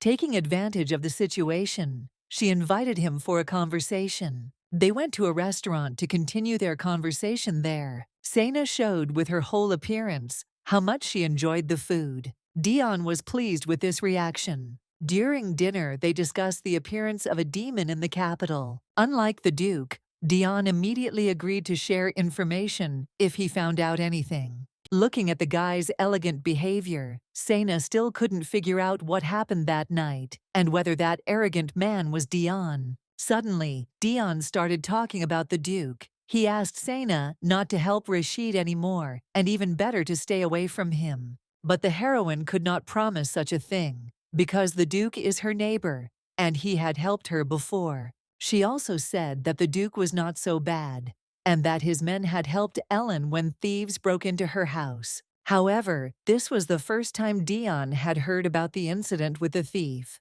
Then Sena told him everything, and added that there was nothing to worry about now because Ellen was fine. But suddenly Dion asked if she was okay. The heroine was surprised by such a question, because the thief broke into the neighbor's house, and not hers, and answered that, of course, she was also fine. When the girl asked if he was going to visit Ellen, Dion replied that he was not sure yet. However, he looked worried. Sena interpreted this expression as concern for Ellen, and was once again convinced of the genuineness of his feelings for Ellen. Continuing to live irritably, she thought that if all this really was pretense, then he was a brilliant actor. Suddenly, the man's expression changed. He offered the girl to eat his portion, which he had cut up in advance since she had injured her hand. The girl happily gobbled up the food and was touched by Dion's kindness. In the end, all that mattered to her was how the guy treated her, and it was okay even if he had another side. Dion watched Saini with joy. When the guy asked what she would do after lunch, the girl said that she would most likely go to the library to look for information about the demons that had appeared in the capital. Then the guy offered his help, but the girl hastened to refuse because she felt awkward relying on him so much. However, Dion reminded her with a dazzling smile that her arm was injured and she would most likely need his help. Sena agreed with him to some extent, so after some thought, she agreed. Having finished lunch, they came to the library. Sena walked ahead, and Dion followed, even though this was not part of her plan. Initially, she was going to question the guards. However, with Dion, she would have been very conspicuous. Besides, he could help Sena meet the mages from the Adventurers Guild in the future. With an evil grin, she made plans for the future. At the library, they were greeted by the administrator and asked to show their identification cards. Sena showed her D-rank hunter card. Dion also showed his document. The librarian was delighted with his beauty, but she quickly came to her senses and said that everything was in order with the documents, and they could proceed further. However, the girl addressed Dion by the name Russell Dar. Hearing this, Sena began to look suspiciously at the guy. The administrator, with a smile, showed where the books on the topic in question were. The heroine and Dion went in the indicated direction. As he walked past the shelves, the guy simply remained silent. At the same time, the girl was waiting for an explanation. With every silent step, her doubts only grew stronger. The girl's suspicions reached their peak. She came to the conclusion that Dion might be a fake. Feeling the guy's gaze on her, she turned in his direction. Under his gaze, she felt awkward and asked what was the matter. The heroine was shocked, thinking that Dion was going to reveal his true identity. The guy, after collecting his thoughts for a long time, said that he wanted to tell her the truth. The girl stood holding her breath, waiting for what the man would say. But suddenly, Dion blushed and said that he hated libraries with all his heart. Apparently, this was not the truth that Sena expected. Then Dion sheepishly explained that he could simply fall asleep while reading and asked the girl not to leave without him. The heroine was perplexed by such a request, but agreed.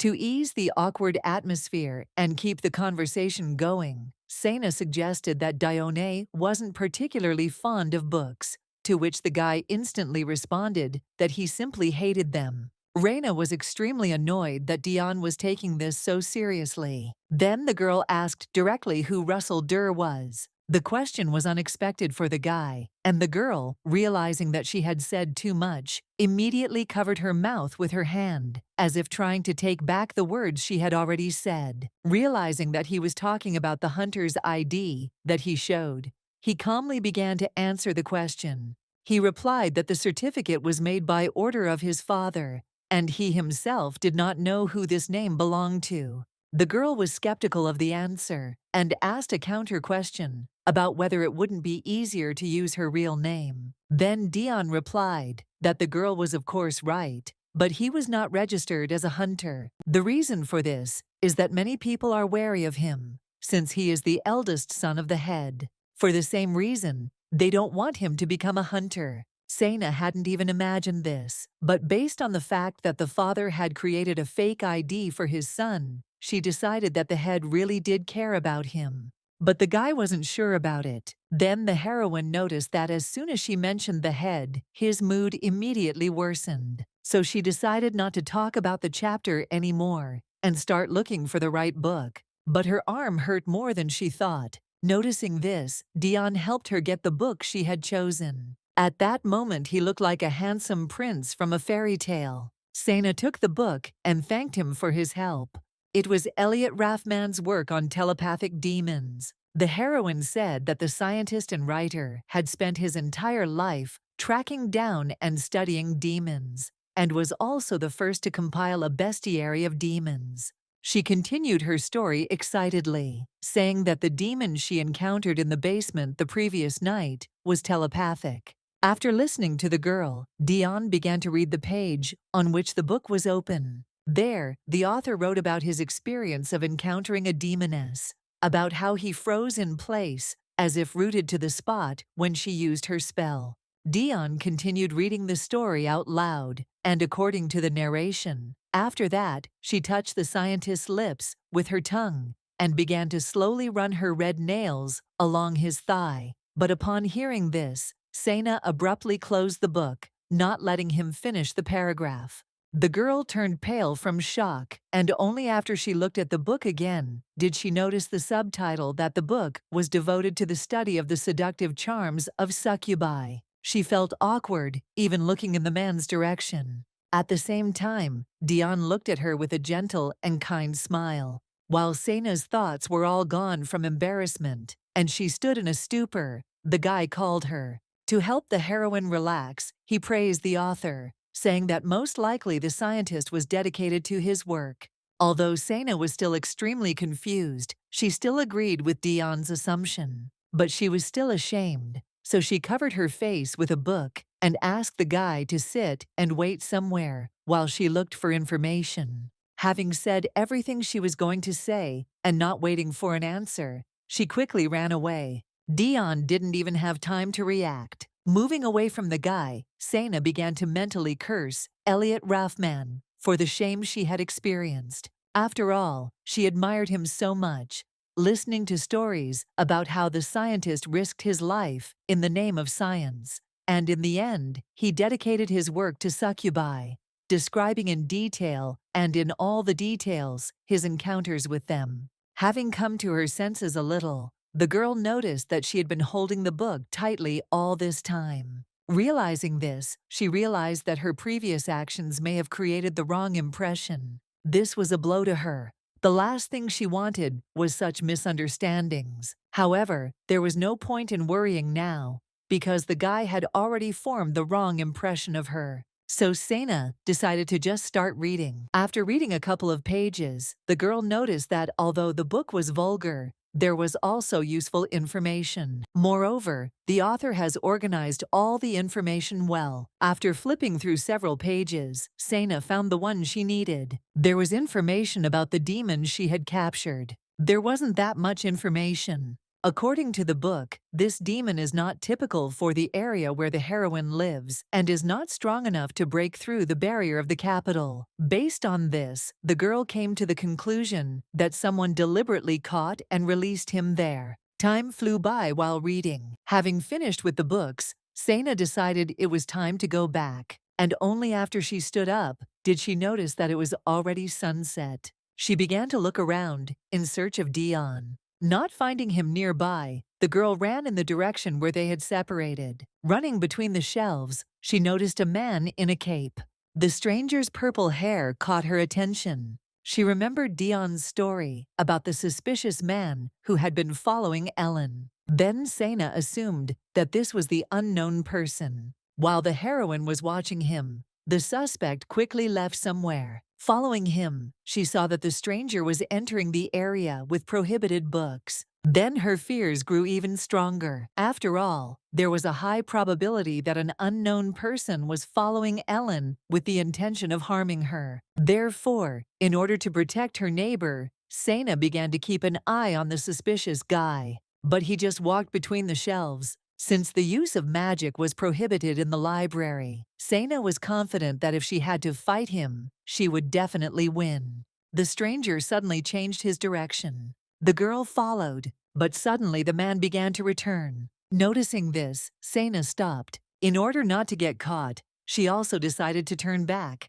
But the steps were getting closer, and in a panic, looking around, the girl began to look for a secluded place. Since there was no time left, she decided to hide behind the shelves. But before she could run away, someone suddenly grabbed her hand. An unknown force pulled Sena towards itself. The frightened heroine resisted and tried to free herself. But hearing Dion's voice, she instantly calmed down. Looking back, she saw Dion standing behind him. The man asked to be quiet and said that he would explain everything later. Suddenly, an unfamiliar voice was heard. The purple-haired man addressed the middle-aged man as my lord. The Marquis informed the purple-haired boy that Duke Carlman had begun to suspect something and that they needed to find Ellen first. Looking at Marquis Equils, Sena slowly began to remember the beginning of the novel she had read in her past life. According to the plot, during her stay with the Marquis family, Ellen was subjected to many sufferings,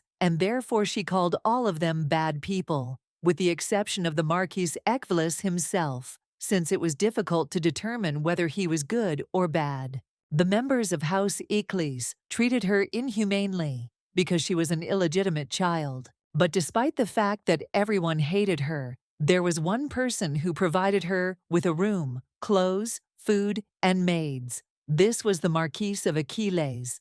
However, he never visited Ellen. Unlike other family members, the Marquis seemed reluctant to acknowledge Ellen's existence. The other children beat her. They openly mocked her, but the adults didn't react at all. All this happened with the tacit consent of the head of the family. No matter how much his children and wife mocked Ellen, the Marquis never tried to stop them. But he never tried to make her situation worse. It was as if Ellen didn't exist for him at all. However, in that case, it was unclear to Sena why he decided to find Ellen now.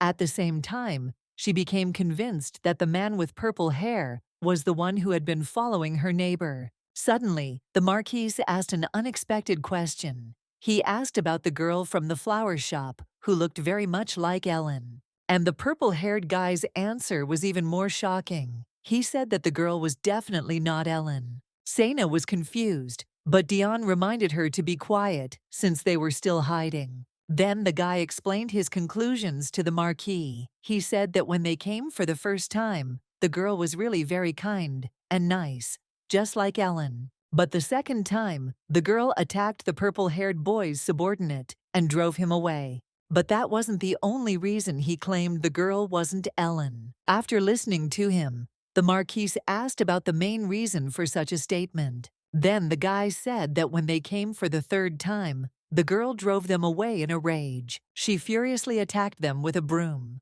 cursing and calling them the most terrible names. Unable to listen to these vulgar words any longer, the noble gentleman ordered the story to be finished, since he had already heard enough. Sena and Dion were also taken aback by Ellen's behavior. The heroine remembered her recent conversation with her neighbor. Then she taught Ellen how to survive in this world. She told her that in order to live in this dangerous world, a girl needs to know a few bad words. Sena would say curse words and teach Ellen to repeat them when necessary. After listening to the purple-haired boy's story, the heroine realized that most of what Ellen said were words that she had taught her. However, among everything Ellen said, there were curse words that Sena had not taught. Seeing Sena's expression, Dion couldn't help but laugh. Then the heroine abruptly covered his mouth with her hand, warning him in a quiet voice not to make any noise, otherwise they would be caught. After the guy's words,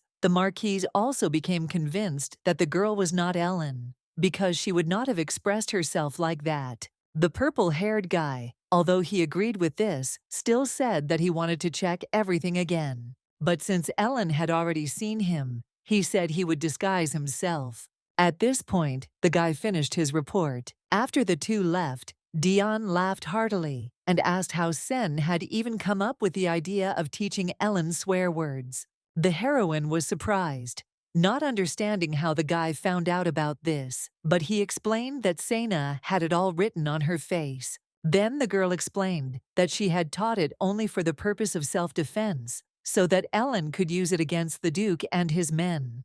And although the girl had used this knowledge under different circumstances, it still had an effect. These words made Dion even more cheerful. He also noted that it was undoubtedly effective. Then the embarrassed Sena said that since Dion liked everything so much, he should pay her. The guy liked this idea, and he rushed to look for his wallet. Seeing this, the heroine rushed to stop him, clarifying that she was just joking. Then Dion pretended not to understand this. However, a moment later, he laughed again, saying that he was also joking. Looking at the boy's carefree laughter, Sena remembered something. She asked if Dion was worried. Seeing the puzzled expression on her friend's face, the girl clarified that the point was that the Marquis was looking for Ellen and that he might try to get her back. But the guy wasn't particularly worried about it. Sana considered Dion's attitude too careless. Then, thinking that since Ellen lived next door, it would not be safe for her either if dangerous people were hanging around her neighbor, Sana decided that if it came to a fight, she would kill them all. After all, their actions could affect her home too. Dion, as before, watched the heroine with tenderness in his eyes. Noticing the guy's intent gaze, Sana asked why he was looking. But the man only replied that he simply felt at ease and had fun with her, which greatly surprised Sana. And when the heroine asked him what he was going to do after everything, Dion replied that he hadn't decided yet. The girl nodded automatically in response, but suddenly realizing, she asked in shock how he could not think about it and what about his feelings for Ellen. The girl was simply stunned by Dion's indifference. Having finished the conversation, the guy got up from the floor. He justified his behavior by saying that Ellen was safe with Sana and offered to take her home since they had already finished all their business in the library. The heroine looked at him and did not understand what was wrong with him. The guy, holding out his hand, waited for her answer. The next day, Sana decided to consult with the administrator at the guild. After listening to her friend, Anna assumed that either the guy no longer loved that girl, or he simply decided to forget everything and move on. The heroine still did not understand why the guy made such a decision. However, in order not to arouse suspicion, I decided to end the conversation there. Watching Sana's expression, Anna asked with a grin who they were talking about. The agitated heroine replied that he was talking about his friend, but the insightful administrator didn't believe it. Then the heroine decided to change the subject. She asked Anna if there was anyone from the investigative department in the department now. Hearing the question, the administrator began to check the documents. Having found the necessary document, she reported that at the moment, everyone had gone home. It looked very strange. So Sana immediately assumed that perhaps the Duke was deliberately preventing others from contacting this department. Anna also thought it was strange and said that perhaps there was some mistake in the documents. She suggested that her friend go up and wait there, saying that the department was on the 3rd floor. Standing at the door, the heroine doubted whether she should enter and assumed that perhaps the door was completely locked. However, the door opened easily. Looking at the open door, Sana was surprised that everything had happened so easily. The man sitting behind the door and checking some documents, seeing the girl, said that she had arrived earlier than he thought. Hearing this voice, Sana was discouraged. Dion sat in front of her, raising his azure eyes. He looked at the heroine with a smile and said that he had been waiting for her. Sana was extremely surprised to hear these words. Then Dion recalled that yesterday on the way home, the girl told him that she would go to the investigative department. After these words, Sana also remembered that conversation. However, the girl still did not understand how Dion was able to enter here at all, because usually if no one is there, the doors are locked. Getting up from his seat, the guy replied that he had opened the door himself, and taking the key to the lock out of his pocket, he showed it. Seeing someone else's name on the keys, the girl turned pale. But Dion, with his usual smile, said that he had stolen the keys from the magician of the operational search department. Having said this, he handed the keys to her. The girl was simply shocked by how calmly he told all this. At that moment, Sana thought that today, Dion would introduce himself as a crazy bastard. They began to rummage through documents and reports, searching for the necessary information. Along the way, the heroine asked the guy if there was anyone in the office when he arrived. Dion replied that there was no one. Then Sana began to worry about what would happen to the owner of the key if they found out about the break-in. After thinking for a bit, the guy replied that he would most likely get a scolding from his boss.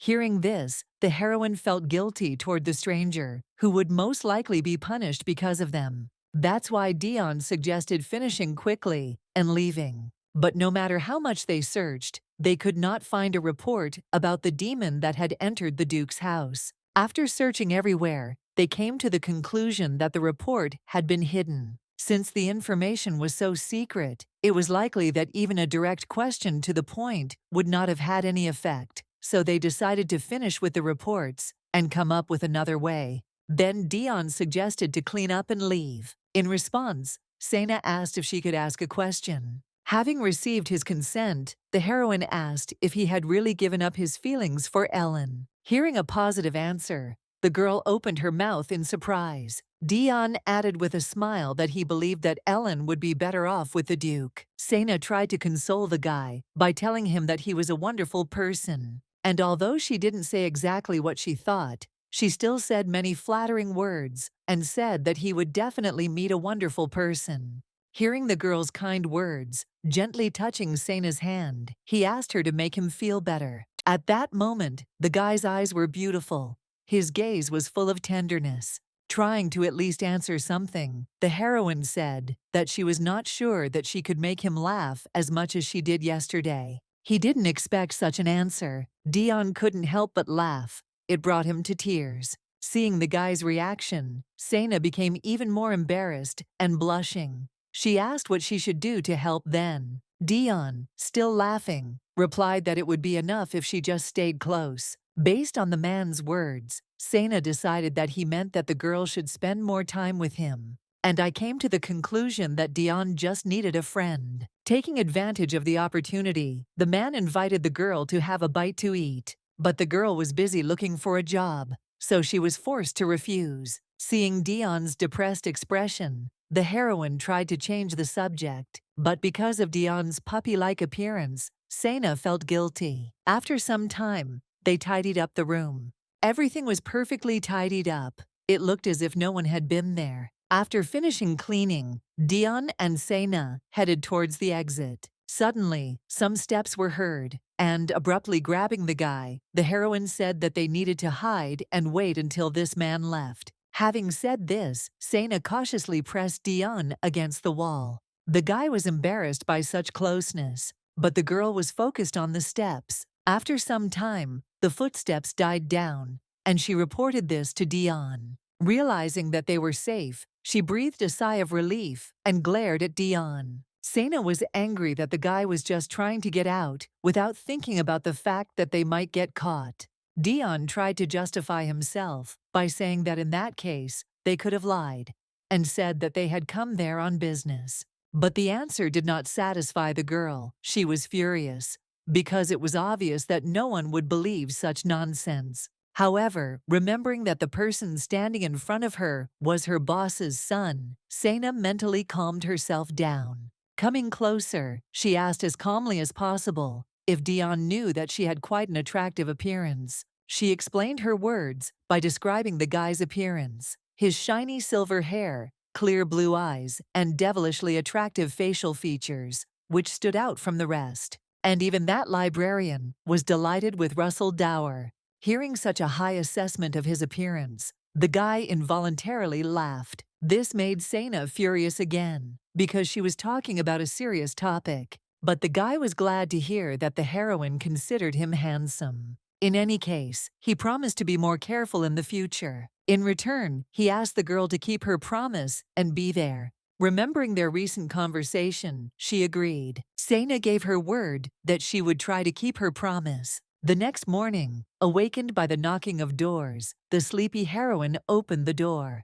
A cheerful and happy Dion stood on the threshold. He happily invited the girl to dinner. The girl didn't think the guy would come so early, but considering it was already noon, Dion had no intention of going anywhere. He grabbed Sena's hand sharply and pulled her along with a smile. The next day, Dion came again, but this time an hour later. He promised with puppy eyes that this time he would not drag her along by force. And a day later, the guy returned again. This time he invited Sena to the pastry shop. For a couple of days, he came every day and with a smile invited the heroine somewhere. This time, realizing that objections were pointless, she invited Dion to come in as she needed to clean the house. The man immediately accepted the invitation, thanked her, and entered the house. While wiping the dust, the heroine continued to think about the current situation and did not understand whether Dion was really going to come every single day. Her thoughts were interrupted by a sudden knock on the door. Since Sena said she wasn't expecting anyone today, Dion offered to open the door himself. Duke Carlman stood on the threshold. Seeing him, Dion slammed the door. But he still had to open the door and invite the Duke into the house. Sena felt uncomfortable because of the oppressive atmosphere between the Duke and Dion. However, she tried to remain calm because this was her home. Hearing the Duke say that he had come to propose to Sena, Dion abruptly interrupted him and said no. Rashid was outraged by Dion's tactlessness since he was not addressing him, but the guy continued to argue, and for some time, forgetting that they were in someone else's house, they argued. Finally, Sena's patience ran out, and she reminded the uninvited guests that this was her home. Hearing the heroine's words that she would throw them out of her house if things continued like this, they immediately remained silent. Sena was pleased with herself because she managed to show who was boss. Having achieved calm, she turned to the Duke and asked him what his proposal was. The Duke said that the basement of her new house was not in the best condition, and not only the basement. The girl replied that this was expected since the house was quite old. That's why the Duke announced that he was going to reconstruct the entire house. Hearing this, Sena began to worry about Ellen, because during these 2 months, while the Duke was away, she would have no one to protect her. Returning to his request, Rashid said that he would like to rent Sena's house during the reconstruction. Dion immediately expressed his disagreement. Even though it was not a purchase, but a lease, Dion was still against it. Ignoring Dion's protests, the Duke offered a contract with monthly payments. He immediately took out the documents and showed the conditions written there. Despite Dion's protests, Sena still decided to read the contract. When she saw the amount of the monthly payment, she was stunned. The Duke proudly announced that everything was written correctly and that he was going to pay exactly 500,000 rupees every month. Hearing about this, the girl immediately agreed, calling the Duke a precious guest. Rashid was glad that the girl accepted his proposal. Having made her final decision, Sena began signing the contract. Especially since living there, the Duke would be able to continue to protect Ellen. But Dion continued to protest. He insistently asked the heroine not to do this. He said that he could also pay her 500,000. Although the girl did not understand why he needed this. Seeing the guy's violent reaction, the Duke became interested in what Sena had to do with Dion. The heroine answered without hesitation that they were just friends. These words shocked Dion so much that he turned pale with surprise. The guy was clearly expecting something else. The Duke felt some relief. While Sena didn't understand what was going on around her, Dion was depressed by the information that the girl considered him just a friend. Having finished the conversation, the Duke was about to leave, leaving the contract on the table. As he headed for the exit, he said that he wanted to give the girl enough time to think things over, and added that she could add her own conditions. Sena was extremely surprised by the Duke's behavior. Compared to how he was when we first met, he now behaved much better. Not understanding the reasons for such a drastic change, Sena decided not to think about it. She began to study the contract. Dion watched with bated breath as Sena made changes to the contract. Having finished with the amendments, the girl showed the document to Dion to find out his opinion. But the guy was still offended by the phrase that they were just friends. The heroine didn't quite understand the reason for his bad mood. Suddenly, the guy asked with an offended voice if Sena was really going to sign this contract. Hearing a positive answer, he excitedly asked why she had refused that time. It was about the case when the Duke wanted to buy Sena's house. The girl replied that now the circumstances have changed, especially since that time he insisted on buying the house, but now he just wants to rent it for a while. But Dion was still dissatisfied. He continued to mumble that he himself could lend that much money to Sena. Hearing this, the heroine replied that it was not only about money, she needed a Duke. This information greatly shocked the guy.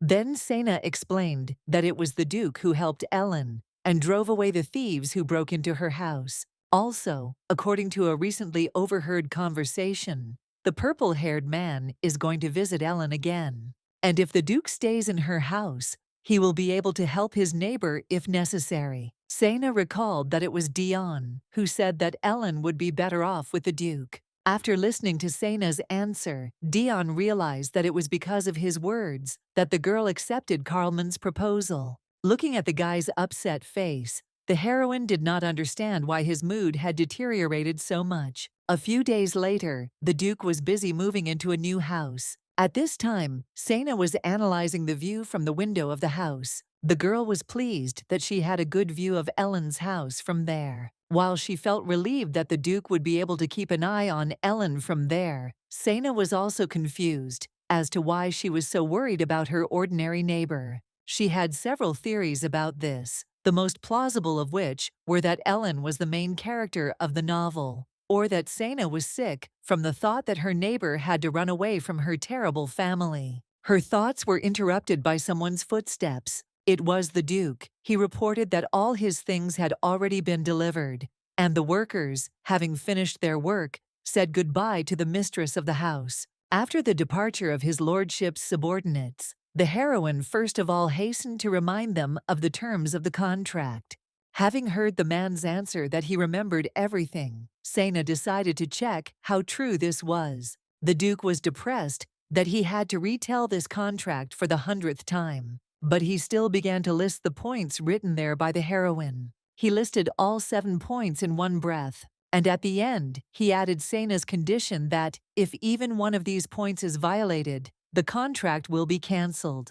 Hearing Carlman's answer, Sena warmly praised the Duke, but such praise did not particularly please the guy. A joyful Aaron, who was excited about the move, intervened in the conversation. However, he had a question. Since the assistant saw Dion for the first time, he became curious about who he was. The Duke replied with a grin that he was Sena's friend. For Dion, these words were like a blow to the head. Barely containing his anger, Dion greeted the Duke with a forced smile. The oppressive atmosphere between them could be felt a mile away. At this time, Aaron told Sena about the house's usage schedule, according to which the Duke planned to stay in the rented house 1 or 2 days a week, and his nights would be there on the other days. Having said everything he had to, he said goodbye and quickly left the house. The girl said goodbye to her assistant in bewilderment. She didn't know how to calm Dion and Carlman.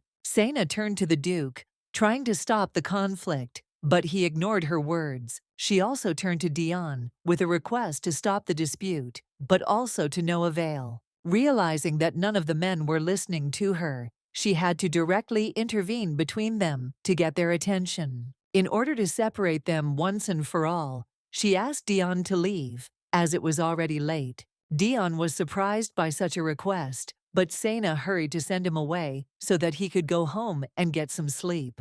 She was angry and blamed herself for bringing these two together in one room. The heroine insistently asked to return tomorrow or in a few days, but suddenly noticed that the door was not opening. The Duke came to the noise and asked what had happened. Dion was very glad that the door was stuck and he wouldn't be able to go home. And again, these three found themselves in the same room, at the same table. Sena was in a daze. She did not understand how it was even possible that the door was not locked and would not open. The Duke clarified that not only the door but also the windows do not open, which creates the feeling that they are inside some kind of barrier. Dion was extremely pleased with the situation. So there were 3 people sitting at the round table, one of whom was happy, the second was depressed, and the third was angry. The Duke and Sena immediately thought that it could be another demon, and having taken out the device, the heroine decided to test this assumption.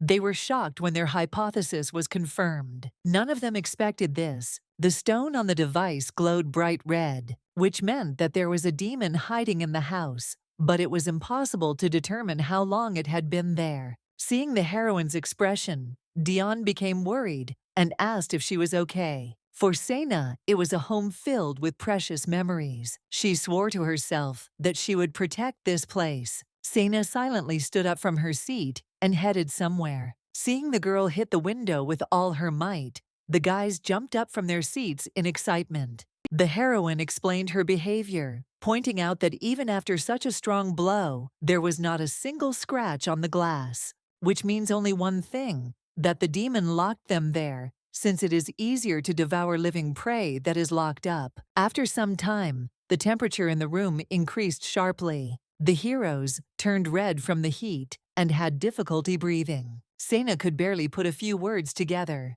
According to the heroine, it was all arranged by a demon. Hearing that it was a rather rare type of demon, Dion asked how Sena knew about it. The girl replied that she read it in a book. They were talking about a book that they and Dion had found in the library. The Duke did not understand what book was being discussed. Then Sena said that the book talked about a demon that liked to steam its victim before consuming it. There was also information about the demon that they found in the Duke's house. Noticing the growing tension between Sena and Carlman, Dion brought them some water to help them cool down. Having received cold water, the heroine was delighted. When asked where he found water, Dion sheepishly replied that he had a few tricks up his sleeve. He proudly showed off his magic. Sena was delighted. The guy created fresh water out of nowhere. The water was tasty and cool. While Dion was drinking water, the girl noticed some kind of symbol, similar to a tattoo, that appeared on the man's shoulder. Having refreshed himself, Dion advised the heroine to drink some water too, before it got warm. Sena happily thanked Dion. She drank all the water at once. After that, she felt better. The Duke was dissatisfied, as one glass of water was not enough to refresh him. Dion did not like the guy's ungrateful tone, and said that if the Duke wanted water, he should ask politely. Carlman objected to this. For him, it was humiliating. Before the conflict could escalate, Sena interrupted them, reminding them that they needed to focus on finding the demon in the house. The heroine said that according to the information in the book, this demon will not show itself until they die from the heat. However, since this was her first time encountering this, she didn't know where the demon could be hiding. All this time, the Duke looked at Sena with admiration. But when their eyes met, the guy turned away in embarrassment. Then the girl turned to Dion and asked if he knew anything about this demon. The man replied that he knew little about demons,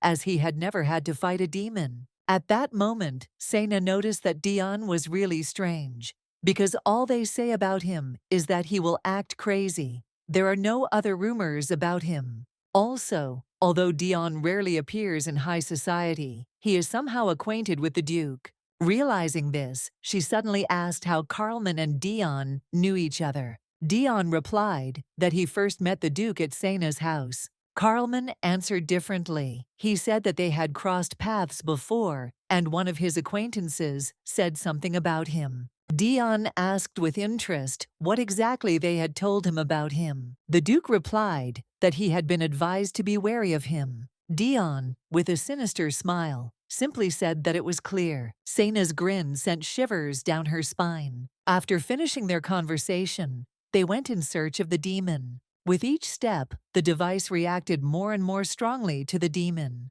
Suddenly, the heroine stumbled. Luckily, Dion managed to catch her before she hit the floor. The heat completely finished off the girl, and she couldn't even open her eyes. Since the girl was unable to continue on her way, the guys decided to leave her by the wall for now and look around themselves.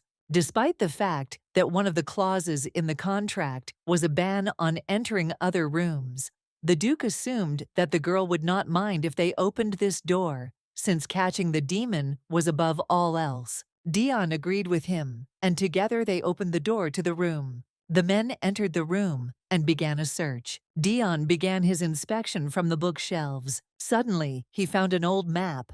The guy, forgetting that Sena was not with them, turned to her with a question about why that area on the map was circled. Seeing the Duke fiddling around on the table, Dion suddenly asked if he had seen the creature outside the room. Then the Duke realized that Sen was in danger. At this time, the unknown black aura had already reached the girl. Realizing that the heroine was in danger, the Duke and Dion rushed to her. By that time, the demon had already swallowed Sena. However, there was one problem. The demon's body was invisible to the eye, so it seemed as if the girl was floating in the air. The Duke, drawing his sword, walked towards her. Assuming that the heroine was in the monster's stomach, The man tried to determine the location of the head. Having calculated the approximate location, the Duke struck, but he missed and only cut out the tongue. At that moment the demon became visible, but his tongue grew back.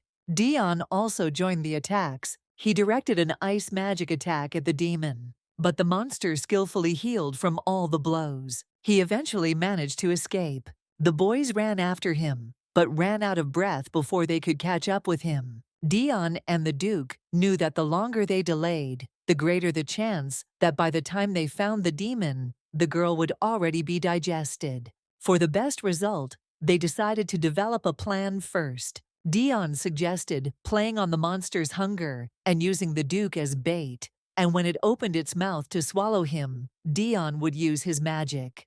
Carlman was obviously not satisfied with this plan, but Dion had no more ideas. After thinking for a bit, the guys found another way out: to blow up the entire house. However, as soon as they imagined Sena's reaction, they immediately discarded this option. While Dion and Carlman were busy generating ideas, the Duke accidentally knocked over a package of salt. As a result, salt fell onto the demon's tracks. Then the Duke noticed that some kind of reaction was taking place. Suddenly, he shouted out that he had found a solution. Based on the chemical reaction, the Duke realized that the demon was weak to salt.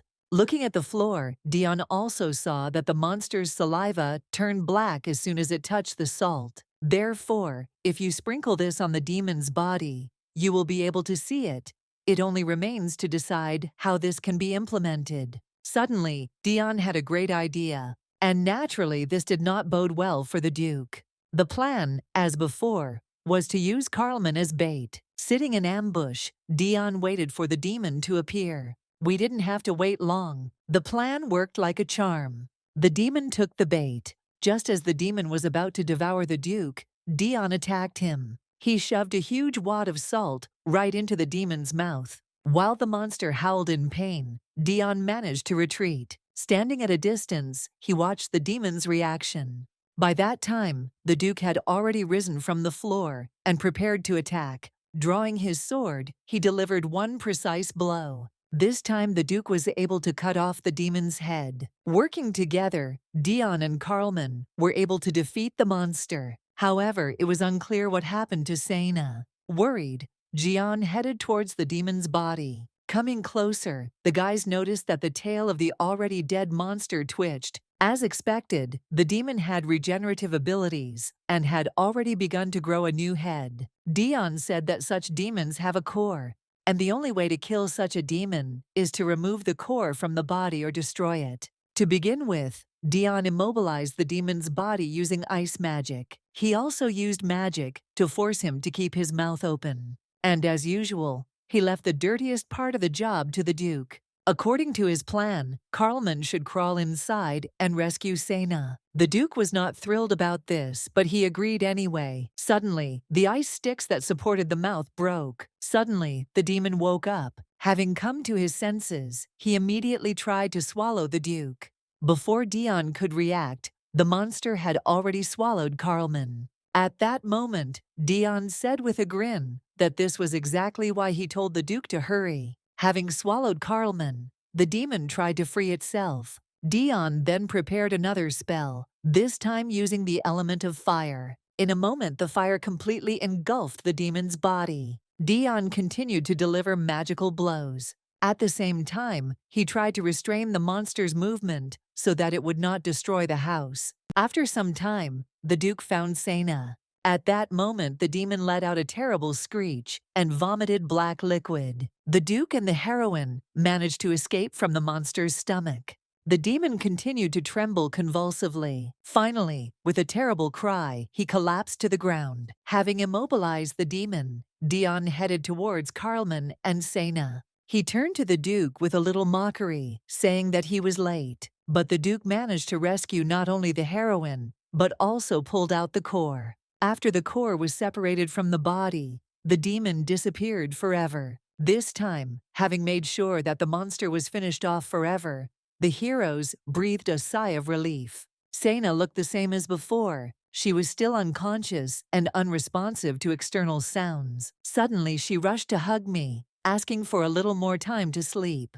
Dion tried to wake her up, but to no avail. She only squeezed her hands tighter, squeezing the Duke in her arms. This made Dion extremely irritated, and the Duke felt awkward. Realizing that Sena was doing this unconsciously, Dion calmed down a little. He hugged the girl and told her not to hug weirdos, and instead to hug only him. The Duke could not understand the reason for such actions, but still did not object. After some time, the heroine woke up in an unfamiliar place. A girl in a maid's uniform immediately approached her and said with a smile that the heroine had been sleeping for so long that they had begun to worry. Seeing Sena's bewilderment, the maid clarified that this was Duke Carlman's estate, and it was his lordship who had brought the girl there. Gradually, the heroine remembered that she lost consciousness because of the demon. The maid explained that the Duke had brought the girl here only because the girl had fainted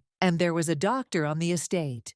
And when the girl learned that the servants had wiped her while she was unconscious, she was in shock. Having finished her report, the maid went to draw a bath for Sena. After taking a bath, the heroine put on a dress she had prepared in advance and left the room. Seeing Sena in such an outfit, Dion became embarrassed and looked away. The girl's beauty made not only Dion, but also the Duke blush. When the guys asked her if she was okay, Sena replied that she felt much better. Then Dion asked if she remembered anything after fainting. But the girl didn't remember anything. Upon hearing this answer, Dion elaborated his question, asking if this meant that she did not remember hugging the Duke. The girl's face was distorted with surprise. Realizing that Sena didn't remember anything, Dion revealed that she had clung to Carlman quite tightly. Very strong, even too strong. Recalling these events again, the Duke blushed with embarrassment. Sena was speechless from shock. Then she remembered her dream. It turned out that she had confused the Duke with her blanket. And when the heroine found out that she had also been muttering in her sleep that she didn't want to get up for school, she was completely stunned. She bowed in panic and asked for forgiveness for her actions. The Duke understood everything and also felt awkward. After finishing her apologies, the girl turned to Dion, saying that he should have stopped her that very second. Hearing the girl's words that it was most likely disgusting, the Duke became a little upset. Sena, however, misinterpreted his expression and thought that he was angry, so she began to bow again and ask for forgiveness. Dion laughed secretly. Trying to change the subject, Carlman invited Sena to stay for dinner. Suddenly, the heroine grabbed the Duke, trying to prevent him from leaving. But realizing what she had done, she immediately removed her hands. The thing was, she had something to discuss with the Duke. The conversation was about demons that had already appeared in the capital twice. Considering the fact that she was involved in both incidents, Sena insistently asked him to lay all his cards on the table. She wondered why all these demons were appearing near her house, but the Duke still could not tell her. He refused without explanation. He just said that he wanted to figure everything out himself. He also clarified that he needed more time to investigate. However, to calm the girl down, the Duke promised to tell her everything as soon as he found out everything. And not only her, Dion too. Dion accepted the offer, but continued to pretend that he was not particularly interested. As if sensing that the conversation was over, Aaron knocked on the door. Having finished his speech, the Duke left with his assistant. As they walked down the empty corridor, Aaron, his eyes shining, tried to ask something. Finally, gathering all his will into a fist, he asked whether there was any close relationship between the Duke and the mistress of the house. The maids were also delighted at the prospect of a new duchess. However, the embarrassed Duke could not answer this question. At this time, Sena and Dion were left alone. Then Sena asked Dion's opinion with a worried tone, to which the guy replied with an extremely serious tone that he thought the food would be quite tasty since this was the Duke's house. Hearing this, the enraged heroine clarified that they were talking about demons, to which Dion laughingly replied that it was just a joke. Sitting on the sofa, Sena continued to think about how something like this could happen in the capital. After all, In the entire empire, the capital is the safest place. And all because the most talented magicians, hunters, and scientists joined forces with one goal: to create a protective barrier. And yet, the demons somehow managed to get inside. Dion told Sena about his thoughts about the Duke not telling them anything. He was sure that it was not related to trust, but something else. For example, with secrets that are already dangerous to even know about. However, even allowing for this possibility, Sena was angry, because how could she sit idly by when it came to her home? Dion was pleased with this reaction, because this is exactly the Sena he knows. The heroine added that, in addition to everything said, demons are considered the sworn enemies of hunters, and that is why she cannot let things slide. While the girl spoke of her intentions to get to the bottom of the truth and destroy all demons, her face showed rage, pain, and hatred. So Dion only replied that he understood. Having said this, he rose from his seat to leave. Sena was surprised, because she thought the guy would also stay for dinner. But he said goodbye, saying that he had no appetite. The heroine decided to stay in order to continue the conversation with the Duke. After the guy left so suddenly, Sena watched him with her mouth open, not understanding why Dion had so abruptly changed his mind about staying. Then the only reasonable assumption for the heroine was that she was talking about demons. And for Dion, who had never seen them before, they were disgusting creatures. So the guy lost his appetite. But still, the girl expected a warmer farewell. And after such a cold departure, she even thought that Dion might not come to visit again. Sena didn't want this meeting to be their last. The girl's thoughts were suddenly interrupted by Dion's words that her house had been damaged. The heroine was slightly surprised by this news. Then the guy clarified that the house was damaged quite badly. For some time, the girl digested this information in a stupor. Finally realizing what was being said, her face contorted in shock and rage. At this time, the Duke was working in his office. However, he kept remembering Aaron's words and could not concentrate on the documents. It was all because of his assistant's long tongue. Suddenly, the head maid came and announced that the guests had gone home. Carlman was disappointed that Sena did not stay for dinner. Having received the master's permission, the maid bowed and left, while other young maids stood outside the door, enthusiastically discussing the Duke's relationship with the heroine. After the maid left, Carlman wondered whether he should go after Sena. He himself could not understand. He remembered how the girl, in a panic, apologized for the hug and said that she would never touch him again. I imagined that Dion and Sena had a close relationship, so I felt like a third wheel. After much reflection, he regretted that he had not made a more pleasant first impression. Noticing his master's strange behavior, the subordinate asked what was bothering him. At first, the Duke wanted to deny everything, but suddenly changed his mind and asked James to find out what kind of gifts young girls prefer. With the assistant's suggestion that the gift was intended for the girl he was looking for, the Duke quickly agreed, as he did not know how to explain his interest in Sena. And only after these words, he suddenly realized that all this time, he had never even thought about Ellen. Seeing the Duke's expression, James asked again if it was possible that the gift was for the wrong lady, but Carlman immediately replied that it was for the right one. At the same time, he could not believe that he had forgotten about it. Realizing his mistake, he abruptly stood up from his workplace and headed towards her house. But James reminded him that it was not his turn today, and according to Aaron, the Duke had a lot of work to do. When Carlman heard this, he became furious, but he still had to stay to finish the job. Not noticing anything around him, the Duke tried to finish all the documents as quickly as possible. Late at night, hearing a knock on the door, Dion went to open it. The Duke stood on the threshold. Dion was unpleasantly surprised, but still invited him into the house. The girl was cleaning at that time. She explained that at first, it was a complete mess, and everything was splattered with the demon's saliva. Looking around, the Duke asked if anything was broken. Sena happily replied that, fortunately, it was only a chest of drawers. She also excitedly reported that she was able to sell the manna stone they extracted from the demon for 400,000 rupees.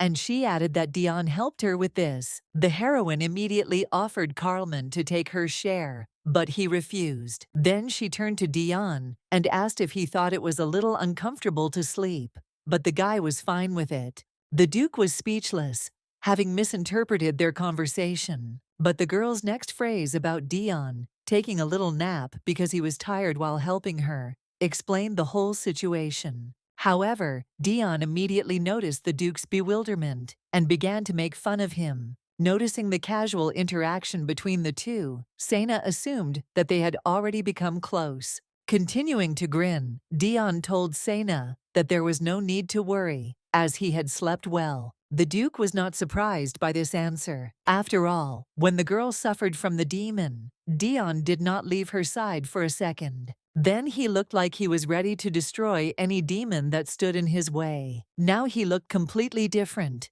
It was even hard to believe that it was the same person. Sena was glad to hear this, because the room she provided had been empty for more than 10 years. When Dion heard this, he was surprised, because the room was very clean. Sena said that her grandfather used to live there, but now she cleans it regularly, so the room is in good condition. Upon hearing this, Dion apologized for the inconvenience caused. The heroine replied sheepishly that everything was fine. Carried away by the conversation, they left the Duke aside. Then Carlman offered to help with the cleaning, since he was also responsible for the damage caused. The girl felt awkward about burdening the aristocrat with work, but Dion quickly found something to do for the Duke: cook dinner. Sena tried to stop him, but Dion continued to provoke Carlman with words. To prove his competence, the Duke agreed. He was determined. Having made his decision, Carlman headed to the kitchen.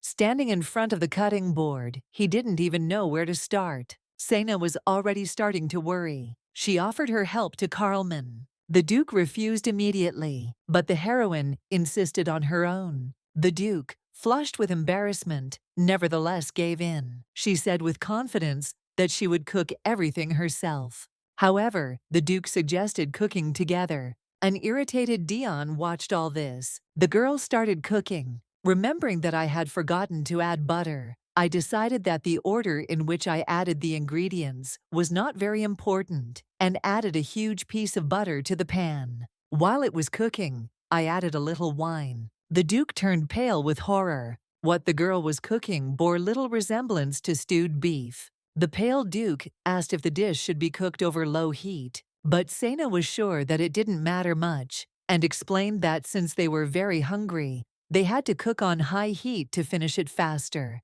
Then the Duke reminded her that she hadn't even added any beef. Realizing that she had forgotten, she rushed to the meat to add it to the pot, but the Duke stopped her. He insisted that Sena bring a recipe book. Although the girl was confident in her knowledge, she still went to get the book. Looking at the strange liquid, the Duke thought with disgust that they would have to eat it. Seeing that the girl had moved away from the stove, Dion asked if she had finished cooking.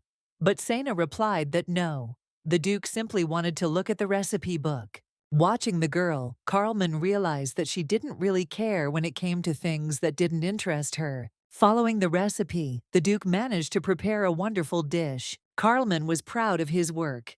Even Dion said it looked delicious. Sena admitted that she did better than hers. The Duke was embarrassed by so much praise, and modestly replied that everything worked out only because he followed the recipe from the book. He set the table and called Sena and Dion to eat before it got cold. Dion was the first to sit down at the table, not forgetting to note that, unexpectedly for himself, the day had come when he would eat the stew that the Duke himself had prepared. But suddenly, another plate with an unknown substance appeared on the table. Sena proudly announced that this was the stew she had made. Pale with disgust, so as not to offend his friend, Dion forced a smile and said that the dish looked good. He took the risk of trying it and even praised the heroine's culinary masterpiece. Having finished the tasting, they began to eat dinner. This time, Sena was the first to try the dish that the Duke had prepared. and her face showed how delicious it was. Dion was unsure about the taste, but he also tried a spoon. However, the food was so delicious that he involuntarily said it out loud. Sena and Dion praised the Duke's culinary skills and devoured the food with gusto. Carlman was pleased to hear this, and he said with a smile that there was still a lot left in the pot and they could help themselves. The Duke was glad to share his meal with someone else. After all, he usually eats alone, since he has neither friends nor family. After a delicious dinner, Sena was in high spirits and sincerely praised the Duke, saying that he was truly good at everything. Having finished eating, the heroes went out for a walk, because at night the city comes to life in a new way. Leaving the house, Sena immediately regretted that she had not gone alone. After all, Carlman and Dion, like little children, looked around with admiration and asked every time what it was and what it was for. When Sena warned them to be careful, as it was easy to get lost here, the men unanimously responded that everything was fine. They were not children. The heroine thought about the carpet she had ordered from the store and the list of things she still needed to buy, while Dion and the Duke enjoyed their walk. Seeing the lamp, the girl remembered that the demon had broken her lamp, and she needed to buy a new one. Sena approached the merchant to ask about prices, but before she could say anything, Zion suddenly pointed to the statue and asked what it was. The seller replied that it was a dragon, and the statuette is called a dragon guarding the Mana Stone. The heroine did not particularly appreciate the work of art, while Dion was delighted.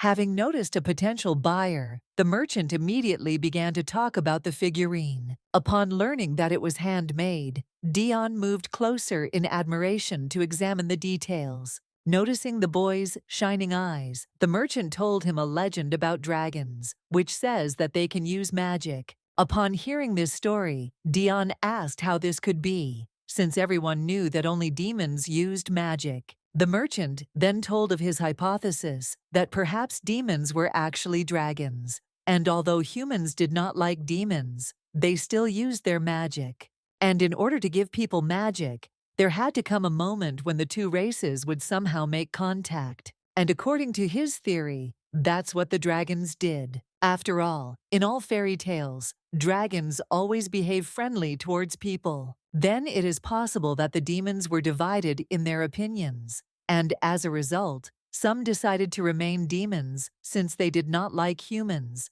and the rest chose to coexist with humans, turning into dragons. Based on all that was said, the merchant assumed that not all demons are evil and vicious. Dion, seriously analyzing the merchant's words, said that the temple would not approve of such an idea. Sena, however, did not feel the slightest interest in dragons, since she had never met them. The conversation seemed a little dangerous, so the Duke looked around, hoping that no one could hear them. However, Dion thought it sounded plausible. This phrase greatly surprised Sena, but the merchant was glad that he had found a like-minded person. Dion thought the salesman's theory was quite interesting. He continued to think with admiration about the all-powerful dragons, not noticing the heroine's fierce gaze. Realizing that Dion could no longer be persuaded, Sena gave in. She decided to buy this dragon lamp.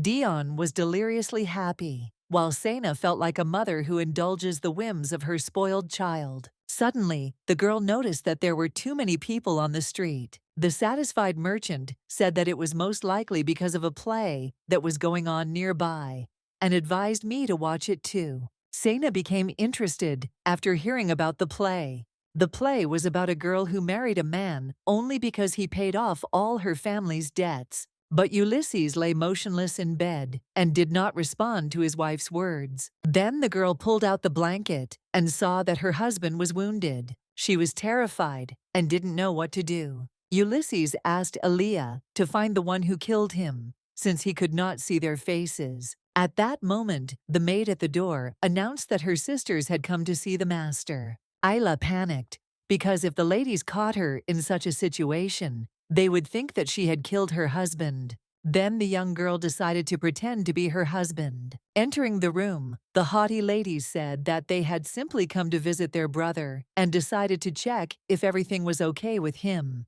Seeing that the sisters didn't understand anything, Isla felt relieved. But suddenly a man burst into the room, shouting that this marriage must be dissolved. There was a very good reason for this, because Ulysses was, in fact, Ailey's long-lost younger brother. Sena didn't even like the book, and the play was even less interesting to her. However, two of her friends were completely caught up in this horrible soap opera. The girl invited them without any expectations. She didn't even think that they would like it so much. While everyone was absorbed in the plot, the girl recalled how she watched the same play with her grandparents 10 years ago. That time, she was unhappy because instead of a toy, she was taken to the theater. The heroine regretted that she had behaved that way back then. She thought she should have smiled more often that day. Noticing the sadness on Sena's face, Dion asked what was wrong. Sena replied that everything was fine, and the performance was quite good. But Dion immediately realized that this was a lie. Then the girl decided to change the subject and asked if the guy was interested in who killed Ulysses. Dion was interested, but he didn't want Sena to tell him everything, because then it wouldn't be interesting to watch further. Sena decided to play a little joke on her friend and pretended that she was going to name the killer. She hadn't felt so light and happy for a long time. However, all this time someone was watching them, and they didn't even notice. Another bright morning has arrived. Sena was beside herself with rage. Carlman and Dion dragged books to the table and read during breakfast. During this time, the men managed to get along quite well. Even after putting away the books, they continued to discuss what they had read. They read the novels from the play they saw the night before. Hearing that the heroine was going to the association, the Duke and Dion stood up to escort her to the door. Hearing their instructions, the girl remembered the days when her grandparents saw her off. These memories made the heroine smile involuntarily. For the first time in a long time, she was so happy. When she came to the guild, Sena found out that Anna was bored. The administrator began to complain that there had been no work at all lately. Sena's face was distorted with surprise, because in the morning, Anna herself called her, saying that she wanted to discuss something important. But in reality, it turned out that she just needed to talk to someone. Here Sena remembered that the last time she came by, they had a lot of work. Anna replied that this was true, but compared to last year, there was much less of it. And now that people have taken the remaining orders, it's practically empty. The administrator had a feeling that winter would be extremely boring, and that's why she has no work for Sena at all. Then the heroine realized that Anna wanted to talk about this from the very beginning, because she was sorry that she did not have a job for Sena. Sena reassured her friend with a smile, saying that everything was fine, especially since she had recently managed to earn a decent amount of money. Anna was happy for the heroine and asked how exactly she managed to earn money. The heroine spoke in great detail about her source of income. However, after hearing the answer, Anna decided that Sena was not quite right in the head. More precisely, this is what would have supposedly happened if Sena had told everything as it is. Suddenly, the girl became lost in her thoughts, because if you think about it, the Duke stayed at the heroine's house to protect Ellen. And that man with purple hair said he was coming to visit Ellen. Sena suddenly realized that she had forgotten to warn Ellen about the danger. Noticing her friend's face suddenly turn pale, Anna became worried. Seeing such a reaction to her question about earnings, the administrator worriedly asked whether Sena had taken out a loan or whether she gambled. But all the options were wrong. Sena reassured her friend, saying that there was nothing wrong and she shouldn't worry. Then Anna asked if this meant that the heroine would not be taking on orders for now. Hearing that it was most likely yes, since she was busy at the moment, the receptionist immediately assumed that it was because of Dion Fravel. She was delighted to tell about the rumors that had reached her, but the heroine stopped her immediately. She said it was better to hear everything firsthand. Sena thought it would be a waste of time to listen to more ridiculous rumors. Suddenly someone called Sena. Hearing the voice, the heroine turned around and looked. It was a hunter with short black hair and blue eyes. Robin was glad to meet Sena. He happily announced that he had some great news to share with her. Coming closer, he showed the heroine some paper. He explained with happiness to his full pants that this was their new order. Everyone except Sena was delighted with this news. She planned to return home as soon as possible. The heroine found herself in a room where a piercing, high-pitched, and heartbreaking sound was heard. The policeman who was trying to calm the crying baby greeted Sena. Seeing that the girl had come to help, he immediately noted that she looked very much like her grandfather, who was also a very kind person. In any case, the heroine was only interested in one thing: what was going on there, and why has the police department become a haven for lost people? The police officers could not calm the children down. Every single one of the kids was crying. And finally, one of the officers could not stand it any longer and asked Sena to help. She asked to give her the child. The heroine explained that the child was crying because the man was holding him incorrectly. Having said this, she showed how to hold it. Once in her arms, the child immediately calmed down. One of the police officers praised her for her good work. Sena laughed it off by asking since when hunters started doing this kind of work. After some time, through joint efforts, we managed to put everyone to bed. While the hunters were watching the babies, Robin asked Sena if she had any idea whose children they were. The girl replied that it was impossible to understand this just by looking at the children. Robin suggested that these could be the children of the heroine's acquaintances, for example, her grandfather's friends. But she replied that she had not heard anything like that. Then Robin said that he found one of the children crying on the street, and when he brought him to the police station, there were already 4 of them. But none of the police officers knew how to handle children, so he had to ask the association for help. But the children's parents never showed up.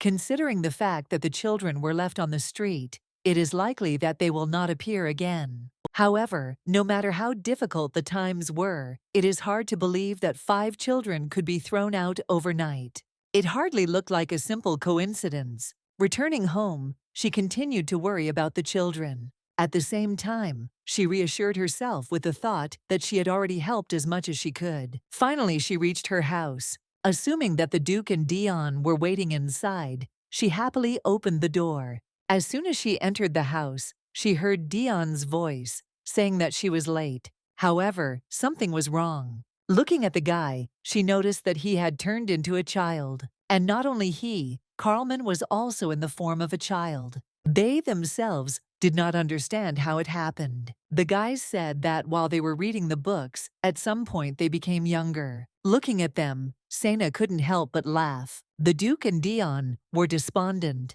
The funniest thing was that they were so absorbed in the novel that they didn't even notice how they had become younger. Dion confirmed that this was indeed the case. Sena was touched by the new appearance of her friends. She happily suggested that Dion take part in some kind of children's beauty contest, but little Dion did not like the idea. Sena continued to ask permission to pat his cheeks at least once. Before it was his turn, the Duke asked him to stop making fun of them and think about the reasons for what had happened. Having calmed down a little, Sena began to think seriously. She also remembered the children at the police station. The Duke then suggested that it might be magic, but Dion said that he would understand if it were so. In this case, there is only one option left. This is the work of a demon. According to Sena, there are demons capable of this, but this is considered a legend, since they are as rare as dragons. Another alarming sign was that this was the 3rd time the demon had appeared near Sena's house. Since this demon was mentioned in Elliot Raffman's book,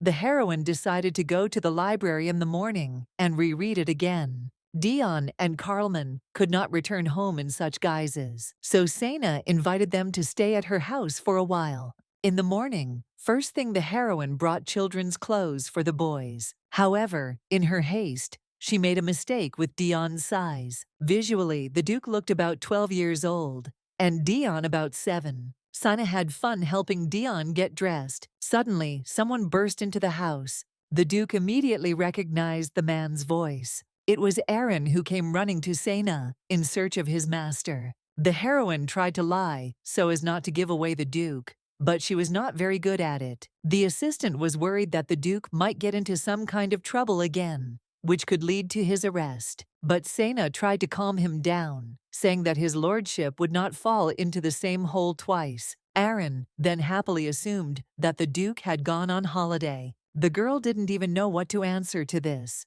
However, the assistant did not expect an answer at all. Having convinced himself that the boss was on vacation, he decided that this was his chance to rest. After Aaron left, the evil Duke came out of hiding. Then Sena suggested simply telling Aaron the truth. But for the aristocrat, it was a matter of honor. The Duke presumably knew that the assistant would die of emotion as soon as he saw him. Dion began to laugh secretly. They started bickering again, like real children. Sena, watching them, couldn't understand if it was because they had become children. She eventually intervened in the argument and stopped them. The heroine reminded them that they needed to go to the library. Arriving at the library, they began searching for information in the book together. It turns out that they are dealing with an S-rank demon called Reviolt, who has the ability to influence the psyche. According to the book, this demon likes to cast curses just for fun. Those affected by the curse become younger physically and mentally. They are getting younger and younger,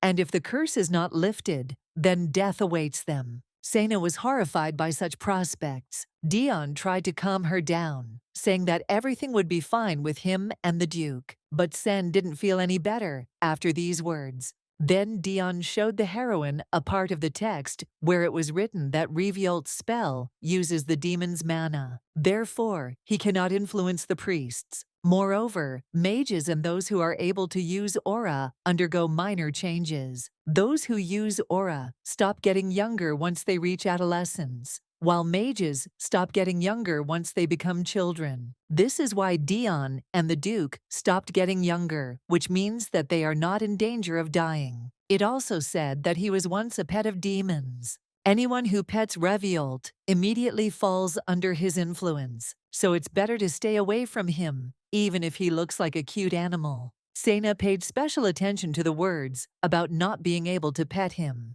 After all, no normal person can get close to a demon, no matter how nice he is. Then Dion and the Duke remembered the cat they were petting. It was a snow-white stray cat. Having received at least some clue, they set off in search of the demon. Sena, Dion, and Carlman went through all the white street cats to find the monster. But there was something else strange. Although demons usually surrender to people, all the children in the police station were safe, without any injuries. So this demon is really just having fun. While Sena and the Duke were discussing this issue, Dion caught another white cat. It was a huge cat with blue eyes, but this one turned out to be wrong. Then Sena suggested asking the hunters for help, but the Duke wanted to keep the demon's infiltration into the capital a secret. The heroine clarified that it was possible to contact a specific person. She said that since Robin already knew, she could help them. Dion asked who Robin was and why he knew everything, but Sena didn't have time to answer, as they were interrupted by Ellen. She came up to say hello in a friendly manner, holding a white cat in her arms. While drinking tea, all three stared at the suspicious cat. Noticing their strange looks, the neighbor asked what happened. While Sena was trying to get out of it, the Duke and Dion watched the cat with shining eyes. Suddenly, Dion pounced on the cat. However, the cat turned out to be quicker and was not caught. Carlman did not miss the opportunity to smile. He rushed after the cat to catch it, thereby showing his superiority. The Duke almost reached his pet. However, the cat successfully dodged this time too. The Duke also failed to catch the demon. This time it was Dion who grinned. Ellen watched the children, thinking they were just playing. Sena also pretended that they were just children. But she was tormented by one question. Why did Reviolt's spell not work on Ellen? According to the book about demons, this is only possible if Ellen has incredible holy power. Since the neighbor was the main character of the novel from a past life, Sena was sure that everything was true. The guys spent all this time unsuccessfully chasing the demon. They knocked over almost all the chairs and the table, but they couldn't even touch the cat. Ellen was shocked when she saw the mess the children had made. Sana scolded them for their inappropriate behavior in someone else's house. In this chaos, only the cat sat calmly, as if what was happening had nothing to do with him. The sudden scream made Dion's eyes fill with tears. Sana didn't expect this. She was in a panic and didn't know what to say or how to calm the boy down. Dion could barely hold back his tears. The Duke was also shocked by Dion's reaction. Not knowing how to calm Dion down, she told him to follow Sasha's example. She explained to Carlman that she had to come up with a new name for him so that Ellen would not guess anything. The Duke was unhappy with the new name. Dion could barely hold back his tears. The cat seemed to be mocking everyone. Looking at these three, Sana didn't know what to do. She didn't understand what was expected of her. Suddenly, the cat ran away somewhere. He ran around the room, deliberately teasing the boys. Helen also didn't know how she could help. Sana continued to pretend that they were her cousins. Only now she began to understand how hard it was for mothers to look after their children. Suddenly, Ellen told the heroine that her cousins were very cute and looked like her. And she clarified that they had similar views, which sounded extremely implausible. Suddenly, the cat opened the door himself. Seeing this, Ellen assumed that he wanted to go play. Sana remembered their conversation in the library. That book said it was a demon, but it looked like a normal cat. Then they decided to check all the cats in the city. But the demon also has the ability to change appearance. The book also indicated that Riviolt's method of catching him was slightly different from others. The method was quite simple. To catch him, you had to play with him as long as possible. However, you need to play as much as Riviolt himself once. And since the author had never encountered such a demon, he could not write how long it took. The author advised readers to check this for themselves. This is where the memories end, and we return to the harsh reality where the three are still chasing the cat. Dion continued to address the Duke by the name Sasha. Rashid got angry every time and told him not to call him that again. At this time, Sana was almost exhausted, as they had been running for several hours. The girl shouted after Dion and Carlman that they should not just chase the demon, but try to drive him into a corner. However, the guys were already far enough away and did not hear. Barely breathing, Sana shouted after them so that they would at least listen to what she was saying. Eventually, her strength gave out and she stopped.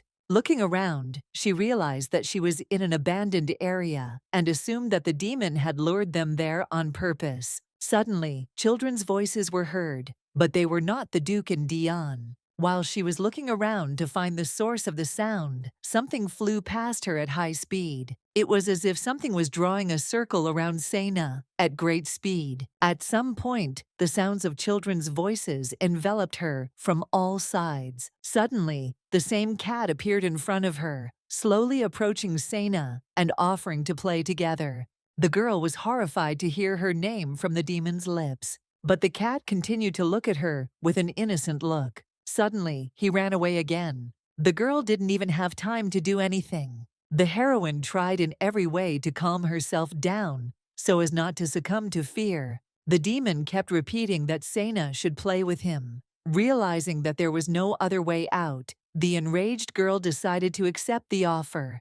Having made her decision, she ran after the cat. The demon, continuing to run away, threatened Sana with the boys' lives. He said that if the girl slowed down, he would eat them both. Having reached some abandoned houses, Sana stopped abruptly. The unconscious body of the little Duke was floating in the sky. The demon took pleasure in seeing Sana suffer. Seeing the girl's anxiety, he lifted the boy even higher. The heroine tried to shout to the Duke. Finally, Carlman opened his eyes, realizing that he was in zero gravity. The boy became very scared. He looked around, trying to understand what was happening. The demon was having fun, moving his body with the help of magic. Reviolet would suddenly lift and then release the Duke. Sana ran to the Duke in a cold sweat to catch him if he fell. The bodies of her dead comrades stood before her eyes, those who left her forever. She didn't want to experience again the feeling of seeing loved ones die right before your eyes. No matter what it took, Sena had to save the Duke.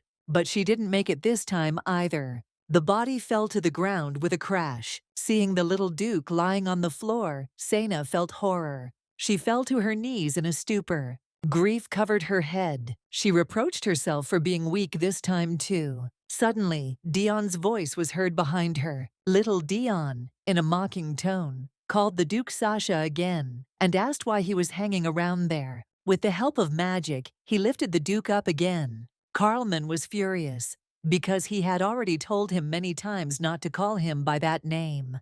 Dion reminded that it was only thanks to him that the Duke was still alive. And now, he said with a grin, that since he had already saved the Duke, it was time to cancel his magic. After the magic was cancelled, Carlman fell back to the ground. The demon, watching them from the side, grinned. Having finished his fun, the cat said goodbye and left. Sena rushed after him. This time she decided to use the Mana Stone. The demon was confident that he would be able to escape this time too. However, the heroine unexpectedly threw a stone at him. The Mana Stone exploded and dealt significant damage to the demon. The cat lost consciousness. While he was immobilized, Sena calmly approached. Finally reaching him, the girl couldn't believe her eyes.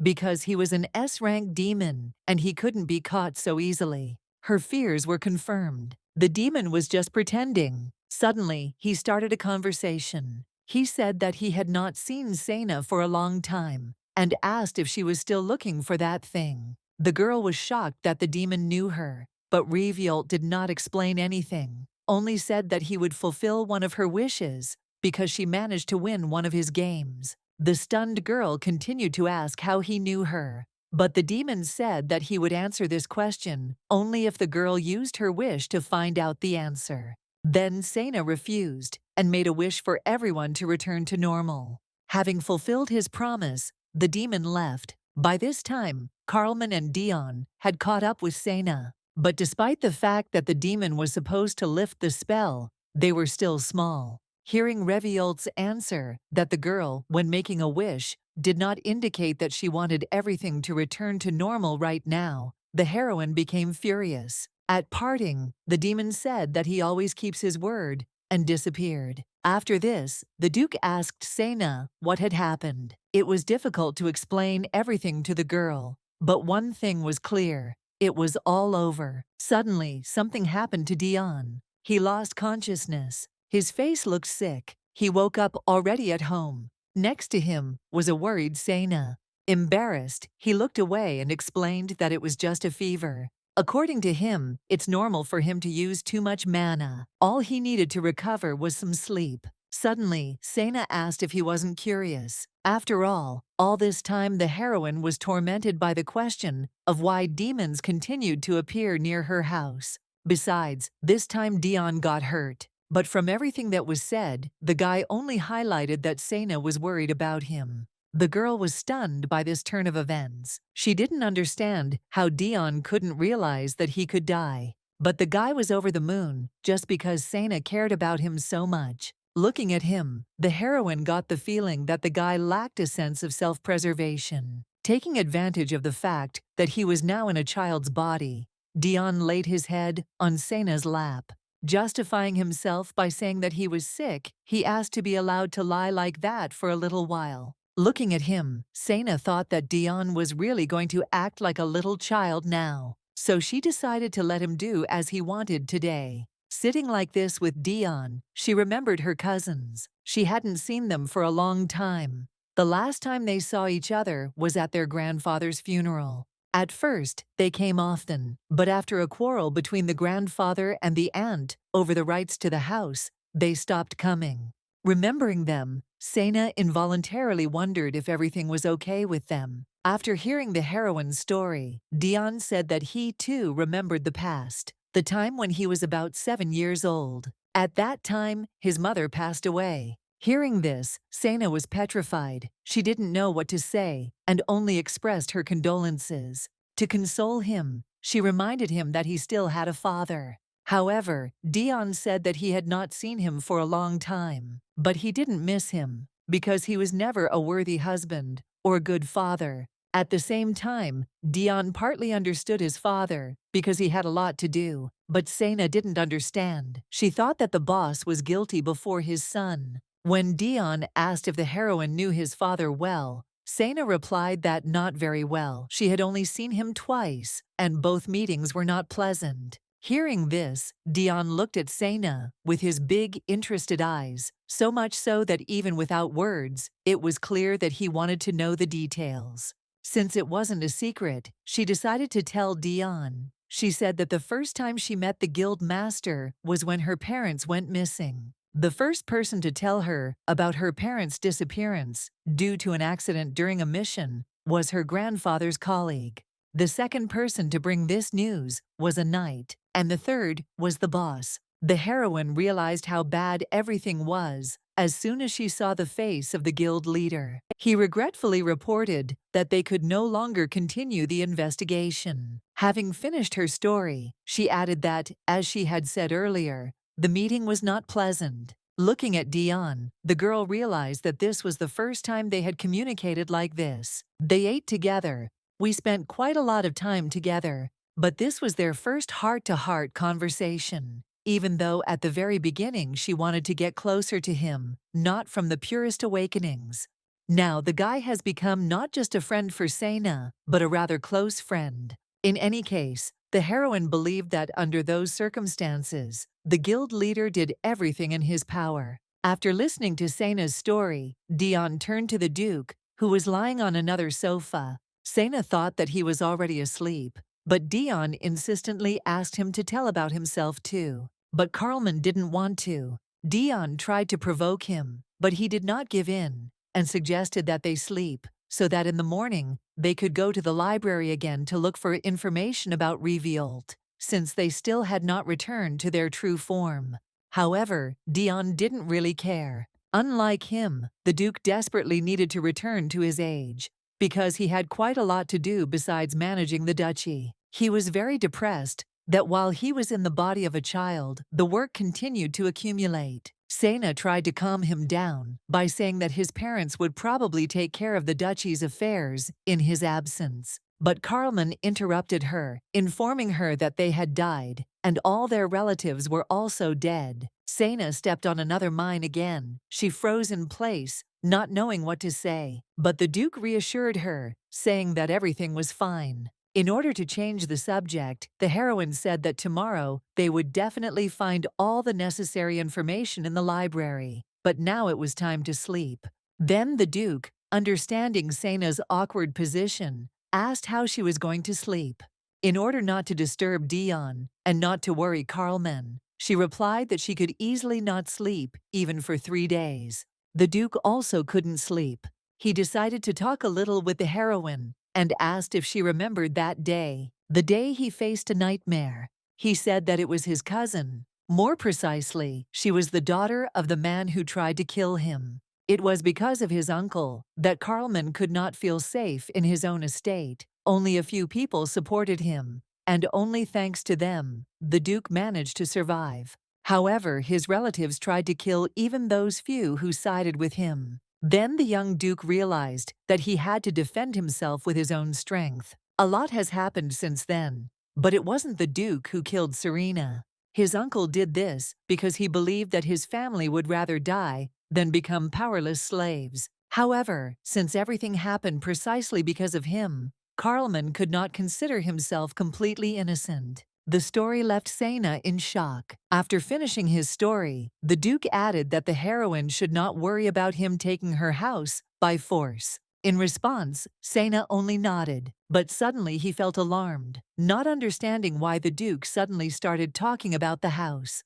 Carlman clarified that he knows about the rumors that are circulating about him, and that is why he says that there is no need to worry so much. Sena had long considered him a decent person, but she was upset by the fact that he did not talk about the reasons for the appearance of demons in the capital.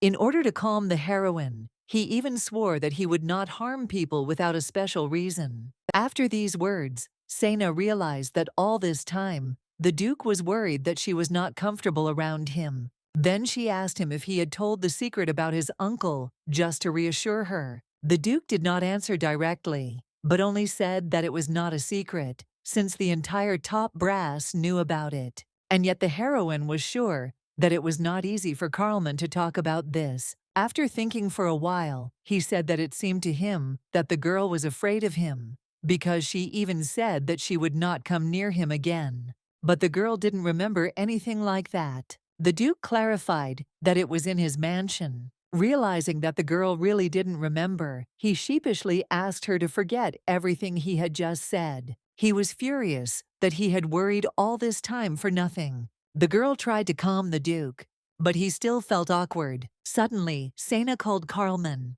She thanked the Duke with a smile for his trust and for telling her what had happened then. The Duke was embarrassed by such words. Then Sena asked why he didn't go to sleep in the room. Because the sofa was probably uncomfortable. Sena began to talk about the importance of good rest and promised to wake him up immediately if she heard the slightest noise. After listening to the heroine's long lectures, the Duke asked if she really saw him as a child. Not receiving an answer, he decided to live up to his appearance and moved closer to Sena. He settled down next to the girl and announced that he would sleep there. Sena did not object, so they fell asleep in warmth and comfort. Morning came. That night, Sena finally fell asleep. The half-asleep girl felt someone's hair in her hand. Opening her eyes, she saw Dion's face in front of her. The heroine was stunned and speechless from surprise. Besides, the guy was already normal. The extremely surprised heroine asked why she was on the bed. Dion replied that he brought her there because he thought she was uncomfortable on the sofa. He was about to leave immediately, but the girl did not let go of his hair. Hearing this, the girl abruptly removed her hand and was about to move away, but Dion grabbed her other hand and said that the Duke had also returned to his age and went after Aaron. This meant that only Dion and Sena were left in the house. The guy invited the girl to breakfast, but the shared breakfast did not go well. Sena had to have breakfast with Robin, listening to his stories. Sometimes she would make some comments so as not to seem rude. However, all she could think about was that Dion had left without breakfast because of urgent matters. And although she had expected a quiet meal, she ran into Robin. After hearing Robin's stories, Sena realized that Riviult had fixed everything by making everyone think they had passed out from drinking. In this situation, it was really easiest to blame everything on alcohol. Robin was sure that he drank a lot because he was out of work. He said that he thought it was worth returning to his hometown, especially since he had been promised a job there. Sena supported his idea, but Robin approached Sena with an unexpected proposal. He invited the heroine to go there together. Robin turned red as a tomato at his own words. Sena didn't understand why she needed to go there. The guy tried to somehow get out of it, saying that he could help her find a job there. He also began to talk about the city itself and its merits. He even talked about the local climate. But even such a long speech failed to convince Sena. She gave a clear refusal because she has unfinished business. The upset guy apologized for not taking her circumstances into account. Since they had finished eating, Sena suggested that they leave already. After leaving the restaurant, they continued to walk together and talk. Suddenly, Sena smelled the delicious smell of livers and immediately thought about buying some for the Duke and Dion. Noticing the girl's intentions, Robin offered to buy it for her, but Dion suddenly appeared and said that it was not worth it, since he would buy it himself. Robin was startled by the unexpectedness. Sena immediately approached Dion and talked to him. Seeing their casual conversation, Robin asked who he was. Then Sena introduced them to each other. Dion immediately remembered Robin's name. They sealed their acquaintance with a handshake and exchanged pleasantries. Suddenly, Sena noticed that Dion's hair was disheveled. She helped to correct them out of habit, while at the same time taking advantage of the situation. Dion proudly demonstrated to Robin how close he was with the heroine. To Robin, they looked like a couple in love. Dion didn't miss the opportunity to note that Sena had combed his hair well that morning. The words reached their destination, and as expected, Robin misinterpreted them. To finish off his opponent, Dion proudly declared that he and Sena were together in the morning. Technically, it wasn't a lie, so the girl didn't deny it. When Dion asked why she wanted to buy cookies, the heroine replied that she was going to treat him and Sasha. Hearing another male name, Robin became completely confused. All his plans collapsed overnight. He considered himself the closest person to Sena. However, it was now obvious that this was not the case. She smiled brightly next to Dion. Unable to bear this atmosphere, Robin ran away. He mentally said goodbye to the heroine and wished her happiness. Sena was the only one who did not understand the reason for such an act. The next day, Sena learned from Anna that Robin had gotten drunk and was crying uncontrollably. But Sena had no idea why he was suffering so much. Based on yesterday's conversation, the girl assumed that Robin was upset about ending his career. However, this was definitely not the case. There was some kind of commotion in the association. The hunters were excitedly discussing something. Suddenly, Dale and Isabella Fravel entered the guild. Everyone was surprised by the head's sudden visit. Even Anna didn't know why they came. Sena and Anna began to jokingly divide the association's property in case it was suddenly closed.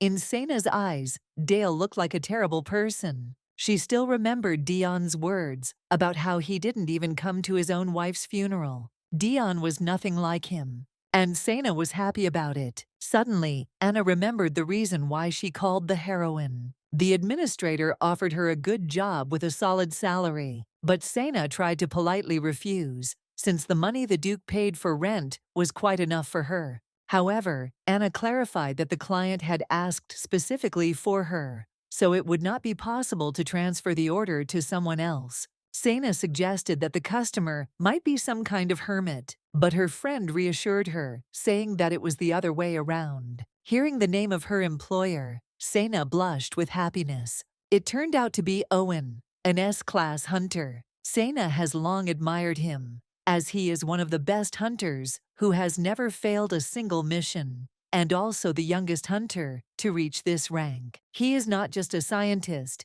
but a world-renowned archaeologist. He is adored by both hunters and ordinary people. Sena was delighted, but still didn't understand why such a person would hire her. The document said he needed a hunter who knew Polynesian. However, Sena was not very confident in her knowledge of the Polynesian language, but she was deeply touched that Owen appreciated her skills and chose her. She was proud that she was chosen out of everyone. Sena felt that working with Owen was a godsend. Deciding to tease her friend, Anna took the documents back, as Sena was going to refuse. But the heroine immediately stopped her, enthusiastically announcing that she was accepting the order. Having signed all the documents, she went to meet with the customer. Owen lived in a huge mansion. At the entrance, she was greeted by a butler. He politely invited the guest into the house. For Sena, this kind of treatment was a little unusual. The butler escorted the heroine to his master. There were many statues placed in the corridor, and they were all facing as if they were watching the passers-by, which made it creepy. The butler said that he would take Sena to Owen's office. Suddenly, the heroine noticed a huge painting on the wall, which depicted a young girl with golden hair and eyes, and near her feet lay the corpses of the slain little demons. The girl was stunned when she saw demons in the painting. Suddenly, out of nowhere, a man in a skull mask appeared next to her. The girl was taken by surprise, but the guy was amused by her reaction. After removing his mask, Owen apologized and introduced himself. The girl also introduced herself and thanked for the invitation. Looking at him again, she remembered something. He is one of the contenders for the leading male role, whom she saw on the cover. Owen behaved kindly towards Sena. Having finished with the greeting, they settled down in the office. All this time, the heroine's head was filled with the question of how it happened that the contender for the leading male role was dating her and not Ellen. She didn't want to interfere with the original plot anymore. Her thoughts were interrupted by Owen's words that he had always wanted to meet her. He said that he enjoyed the stories of her exploits during the expedition to Skalo, and the guy was also impressed to learn that Sena fought a demon all night to protect her wounded friends. The heroine was glad to know that such a high-ranking hunter treated her with respect. Thanks to that incident with the demon, she was promoted to C rank. But immediately after that, she was demoted again. Owen also heard of Sena's many nicknames. However, among all the nicknames, Sena disliked the most being called immortal. She thought it was childish because she was just a little stronger and recovered faster than others. But Owen, on the contrary, considered these qualities exceptional and was confident that Sena could achieve the same rank as him. However, the heroine was not confident in her abilities. Suddenly, the guy asked if she was interested in ancient ruins, to which Sena honestly answered that she was not. Owen thought that exploring ancient ruins could be a lot of fun, but Sena knew that to do this kind of work, you needed to have financial stability. Hearing this, Owen asked her if she had someone who could support her, but the girl did not understand who he was talking about. Then the guy said directly that he meant Duke Carlman. Owen suggested that he would be happy to help Sena, but the girl said directly that she would not accept his help. After all, for her he is just an acquaintance. Hearing this answer, Owen felt relieved and said that the reason he called her was because he was interested in her, but he is also interested in Duke Carlman. After this phrase, all her fantasies were shattered into pieces. She decided to ask directly whether Owen needed financial support from the Duke. But he didn't need investments. There was another very important question. Owen asked Sena if she had encountered any creatures while with the Duke, but realizing that Carlman was trying to keep it a secret, she lied and said that she had never encountered it. Owen didn't expect that answer. Sena was confused, not understanding how the hunter could have found out about this if even the investigation department was not aware. There was silence for a while. Owen was the first to speak. He wanted to tell the heroine an old story. Running his hand over the books, he looked for a particular book. Having found the book he needed, he took it out and opened it. The girl was stunned that in such a situation, Owen decided to read some story. And so he began his story. The story goes that long ago, there were demons who opened the gates of hell and entered this earth, where they took pleasure in tormenting humans. Some were inflicted with physical pain. Others were pushed to their own downfall. They enjoyed setting people against each other to bring them to their death. They also brought hellish evil into this world, and this evil force polluted the earth and changed its flora and fauna, resulting in the appearance of creatures that are commonly called beasts. The demonic force also affected people. Some lost their minds and turned into creatures themselves. Others absorbed the power and became magicians. And the latter, capable of purifying demonic energy, became priests. The priests managed to exterminate most of the demons, but they could not find a way to destroy the demonic commanders. Therefore, they decided to seal the souls of the 33 high demons in the Holy Empire. These 33 souls are still securely sealed there to this day, but recently 3 of those souls have disappeared without a trace. Owen revealed that he was currently tracking down 3 escaped demons at the request of the Empire. It is known that there were 5 families that helped the priests seal the higher demons. They are the only ones in the Empire who know about the seal, and the only ones who can access it. And the Carlman family is among these 5. But the story turned out to be too long, and Sena fell asleep before she could finish listening. Hearing her name, she immediately woke up. Seeing Sena sleeping, Owen assumed his story was too boring. But Sena tried to apologize by saying that she was simply never interested in legends. She kept yawning and saying that everything was fine. But Owen wasn't about to end it there. He brought the next book for the second story. Sena hoped that the stories were already over. The next story was that the creatures were born from the power of demons, so they tended to follow them like children follow their parents. Sena automatically agreed with everything, just so that the story would end quickly. Owen continued his story. According to the book, even when sealed, demons are able to summon creatures. That's why if Duke Carlman has one of these stones, The creatures will definitely appear near him. Owen also said that he is looking for more than just demons, but also a priestess. Sena immediately understood who was being talked about. Owen also noticed her interest. He offered to listen to the following story, which she would definitely like. The girl realized that she had made a mistake, and her facial expression gave it away. Owen's face showed that Sena had been caught. The heroine was already trying to come up with excuses, expecting a barrage of questions from the hunter. But he didn't ask about anything. Owen began his story about the first priestess who sacrificed herself to seal the 33 greater demons. And this seal continues to hold them back to this day. However, there is one caveat.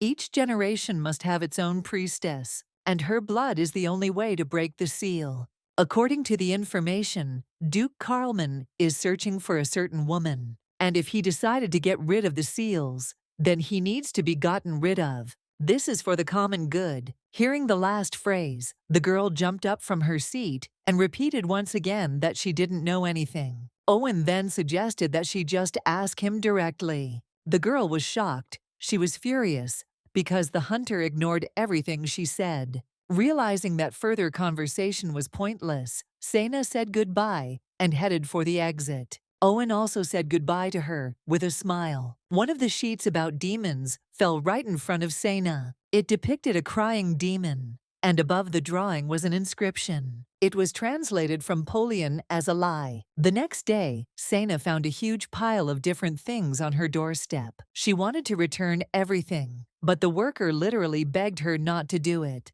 Otherwise, he would be punished. In the end, she agreed to leave everything. The worker immediately handed her the remaining boxes and rushed home before the girl could change her mind. The girl stood there with these unnecessary boxes, not knowing what to do with them.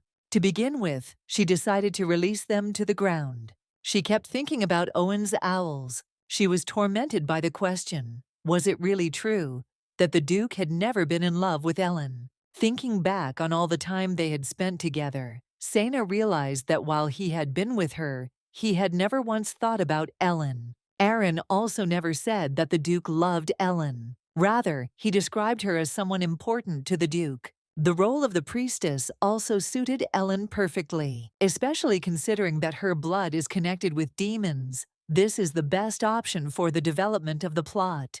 In Sena's head, the story went like this. The antagonist goes in search of Ellen to break the seal. The main male characters stand up for her, and over time she falls in love. And Sena, as her neighbor, is destined to experience constant stress because of all these demonic creatures.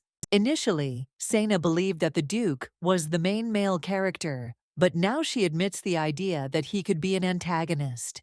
Her thoughts were interrupted by Dion, who suddenly appeared. When Sena asked if he went home, the guy slyly answered that yes. Seeing a huge pile of boxes, Dion thought that the heroine had gone shopping. But Sena said that these were all gifts. In fact, the girl was worried that she would have to deal with them alone. But she was lucky that Dion was nearby. The guy helped her, but he was still interested in who was doing all this. Suddenly, Sena screamed. She looked at the box in shock. There was a whole bunch of mana crystals there. She couldn't even imagine how much all this cost. Dion suggested checking the other boxes and bags as well. Sena looked at the stones and thought that she should return everything back, since he could not accept such an expensive gift. However, given how many stones there were, she supposed that no one would even notice if she took a couple. After checking, Dion reported that some of the boxes contained mana tools that looked quite expensive.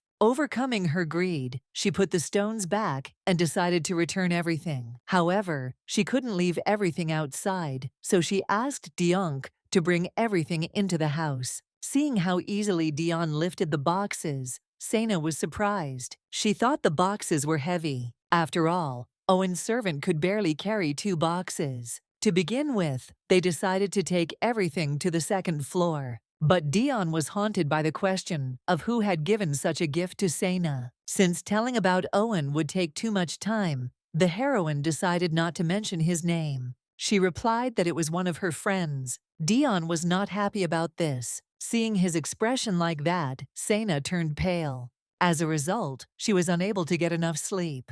All night the heroine tried to remember at least something from her past life, but to no avail. The Duke prepared breakfast as usual and set the table. Seeing Sena's expression, he thought she didn't like it. Sena was absorbed in thoughts about the sealing stone. At the same time, the Duke was looking forward to the evaluation of his food. Not hearing the usual praise, he suggested cooking something else, but Sena said that it was not necessary, since everything was very tasty.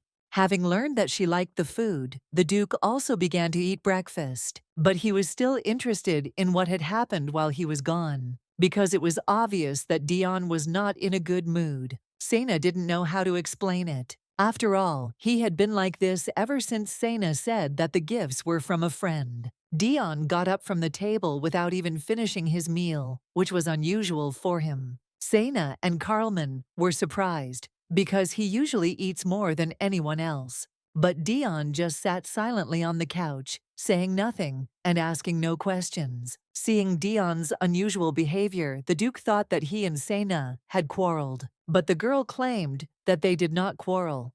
And moreover, she did not even know what he was angry about. Carlman offered his help. He said that she could ask him instead of her. He also wanted to tell them the latest news, but it was difficult to do so in such an atmosphere. Dion continued to watch them silently. The Duke also said that Aaron had something to bring him, and as soon as he arrived, he asked to be given the opportunity to explain everything. Sena was very happy, because the Duke would finally tell everything he knew about demons. However, seeing how Dion looked away every time, Sena decided to make the first move. She said she would go get some cake because Dion has a sweet tooth. The Duke happily supported this idea. Seeing Carlman's bright smile, the heroine became more and more convinced that he could not be a hidden villain. Dion wanted desperately to join the conversation, but was still sulking. To compete with Dion, Sena bought the most delicious cake in the hopes that he would like it. But suddenly someone called her. Turning around, she saw that it was Owen. Running to Sena, he reported that they had a huge problem. Owen asked where the mana tools he gave him were. The girl replied that she was at home and said that she was just about to return them. But he said that they don't have time, because among the tools there is a rather strange object and they need to hurry, otherwise the house might explode. The girl was speechless from shock. She was petrified with horror. After all, her house could fly into the air. She immediately rushed home. Sena was simply furious, so much so that she didn't pay attention to Owen's screams. Finally reaching home, she made sure that everything was fine. No traces of an explosion were found. However, even if everything was fine now, it didn't mean that this thing wouldn't explode later. She immediately asked Owen to tell her what kind of thing it was so she could return it. But the guy replied that it was dangerous because if she was not careful, it would explode right in her hands.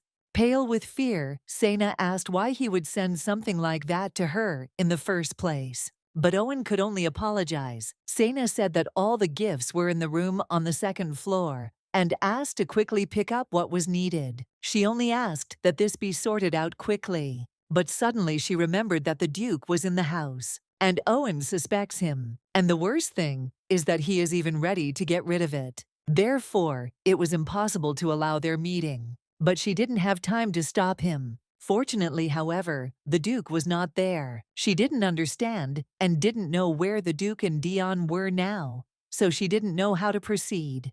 Thinking that they had gone somewhere, Sena was happy. She let Owen into the house. I made tea for him. She reported that all the things he sent were on the second floor. But he suddenly announced that he suspected there was a thief in the house. When the girl saw the gun, she became very scared and asked him to put it away, since no one was home. But Owen insisted on his own. He showed Sena the boot prints on the floor that clearly did not belong to her. Based on this, Owen was sure that there was someone in the house. Sena tried to convince him, but she couldn't tell him the truth. Suddenly, the guy revealed his true intentions, saying that the main thing now was not the possibility of an explosion. He asked permission to inspect her house. However, this was precisely his goal from the very beginning.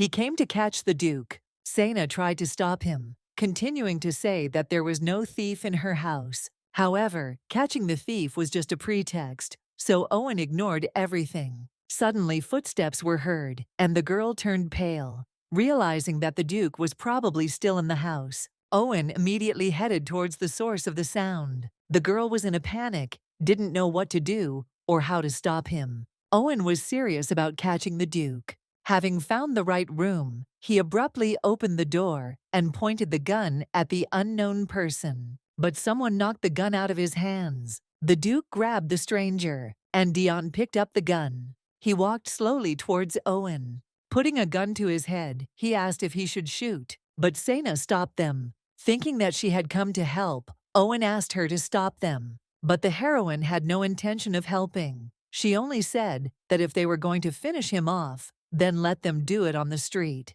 Dion and Duke both responded in unison that this was what they had planned to do. Owen didn't expect this turn of events. He was tied up for further interrogation. The Duke, Sena, and Dion stood before him. Trying to hide his emotions, he greeted Duke Carlman, but he didn't even remember him. Owen claimed they met 3 times, but Carlman still couldn't remember. Owen was ready to kill him with one look, while the Duke did not even notice it. Suddenly, he turned to Dion, asking who he was, since they had never crossed paths before. After hearing a lecture from Owen on how to properly hold a gun, Dion decided to show how skilled he was. Realizing that Dion was not so simple, Owen began to beg Sena to take him away. The heroine didn't even know what to do, because with every word, Owen provoked Dion more and more. Looking at him, Sena remembered their last meeting. After all, she really was happy then.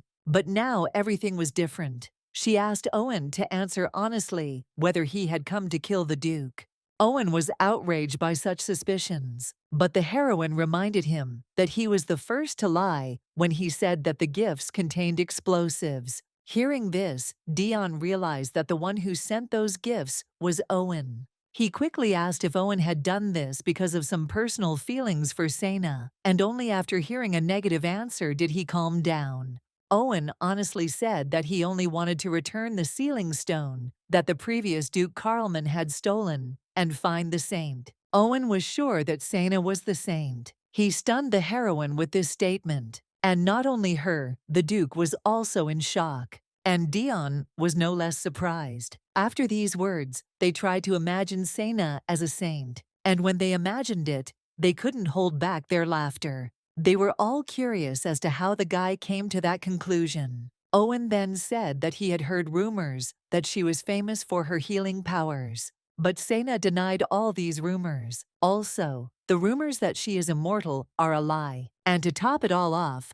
the heroine hates the temple. She's sick of people in white, and she is not close with any of the priests. Besides, the heroine never healed anyone using holy power. The only thing she has is excellent health. Owen was shocked to learn that he had been wrong about the saint. Then he asked the Duke about the sealing stone, but Carlman swore on his family's behalf that nothing like this had ever happened, after which he seriously wondered where he had heard such nonsense. Owen asked to check the inside pocket of his jacket. There was a ring there. Dion and the Duke assumed it was a fake.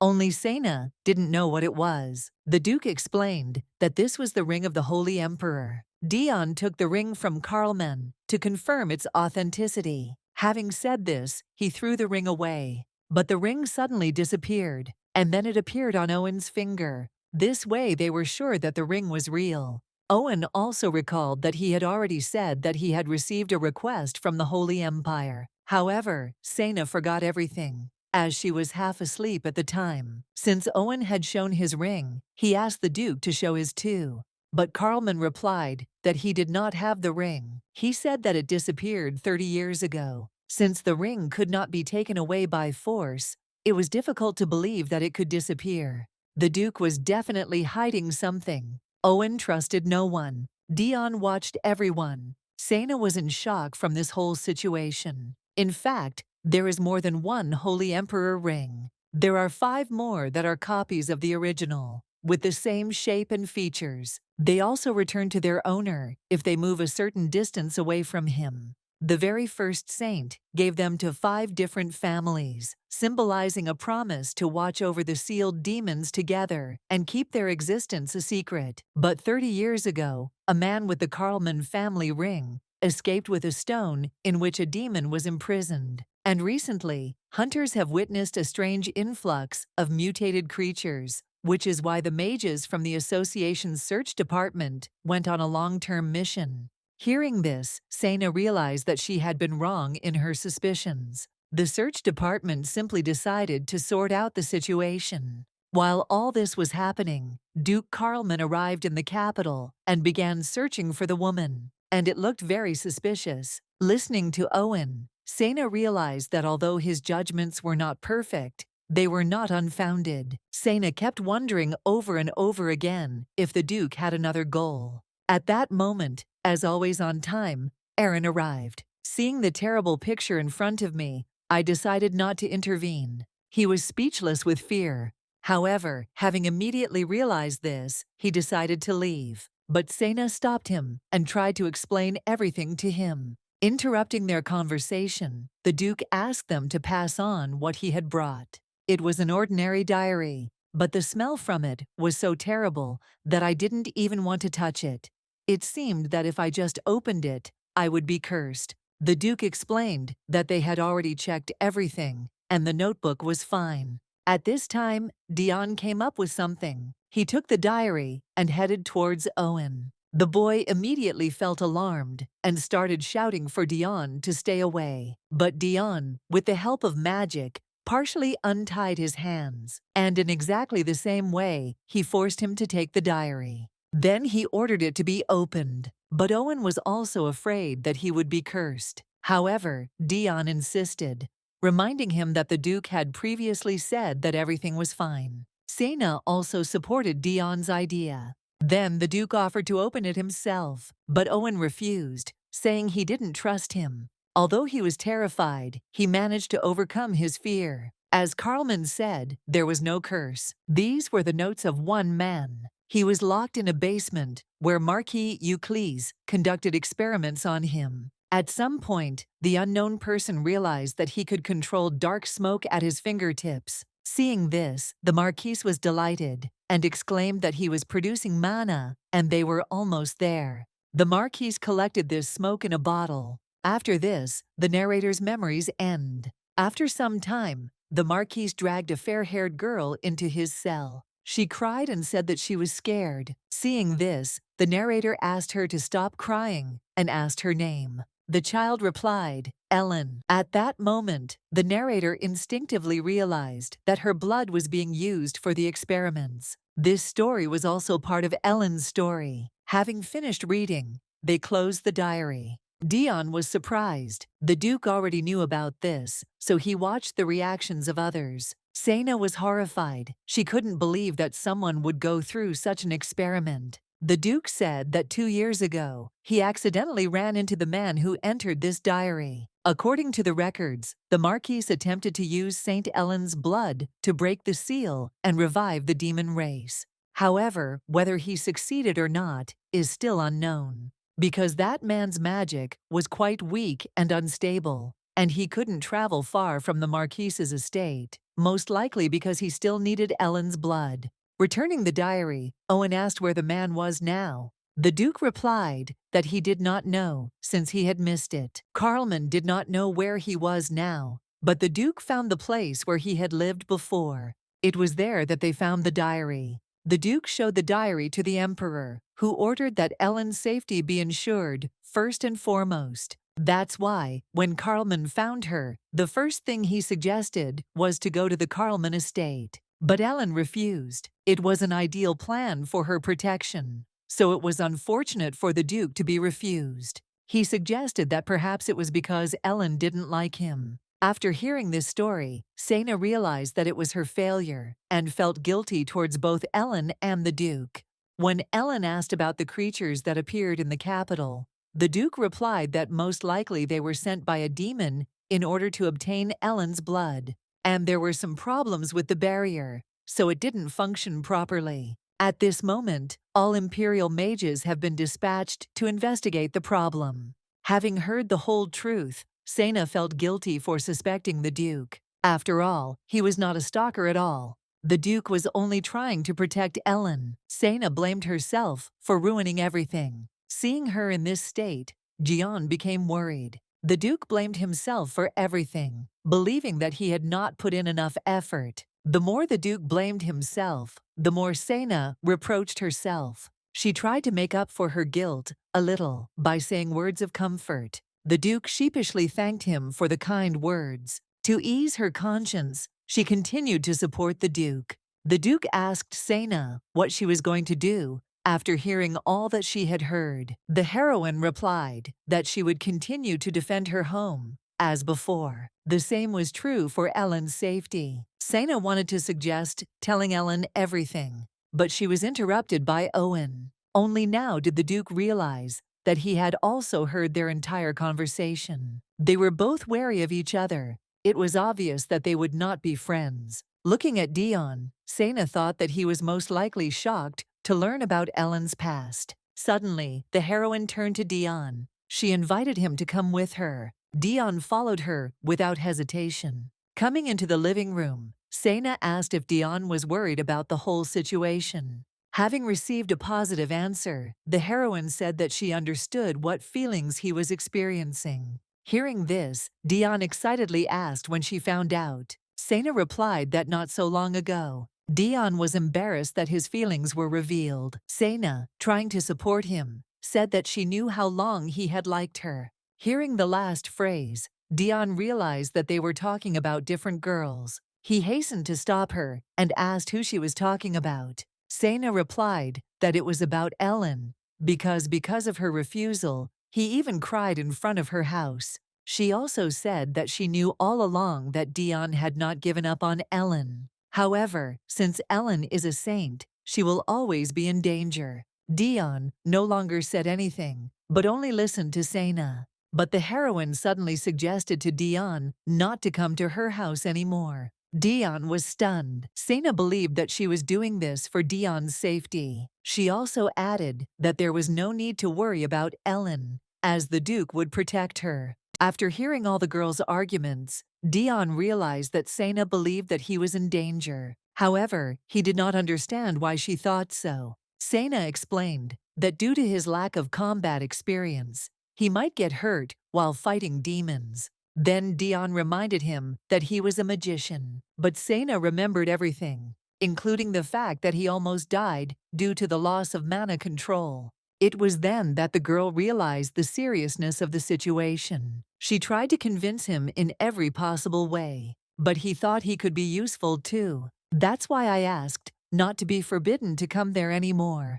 Sena was weak in front of that expression. She couldn't say no to that cute face. That's why she turned away during the refusal, so as not to give in. She couldn't put him in danger.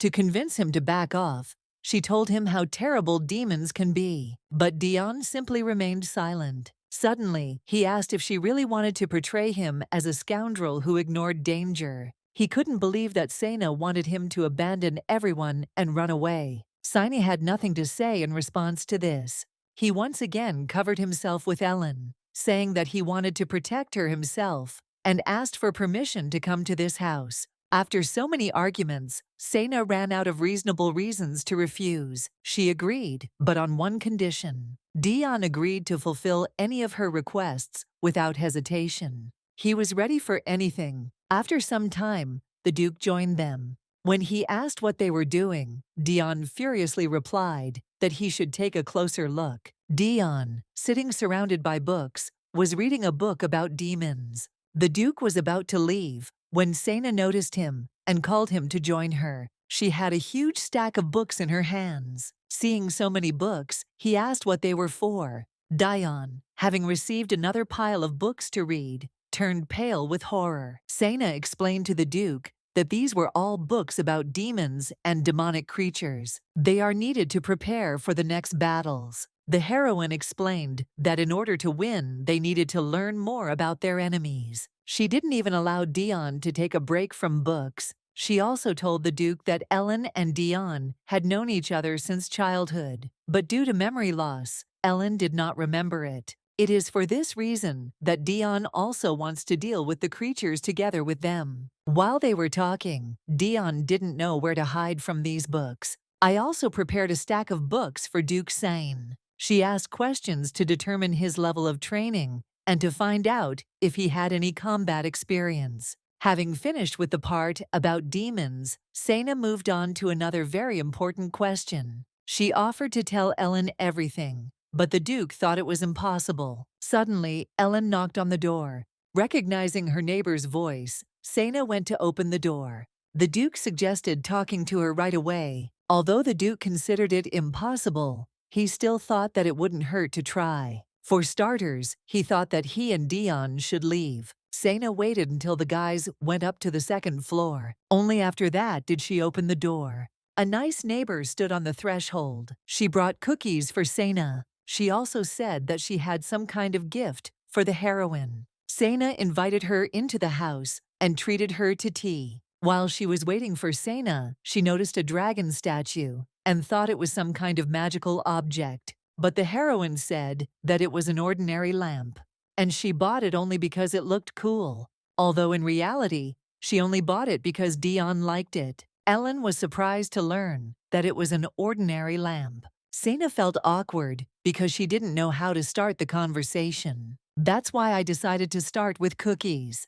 But there were more than just livers in the basket. Ellen sheepishly explained that it was a homemade ointment. She prepared it after noticing the wound on Sena's arm. Ellen apologized for bringing the ointment so late. Sena had never spoken about her injury, so she didn't expect Ellen to notice. However, she was touched by Ellen's concern. The neighbor clarified that she was not a doctor, but asked to accept the gift. Sena was incredibly happy with the gift. Ellen was also happy that her work was appreciated. Sena was touched by the kindness of the main character. But I forced myself to pull myself together, as a serious conversation was ahead. Sena decided to start by asking where she was before she opened the flower shop. Ellen replied that she was not quite sure, as all her memories were vague. She said that people from the temple found her unconscious in the forest. They gave her shelter and work, and Ellen spent all her earned money on opening a flower shop.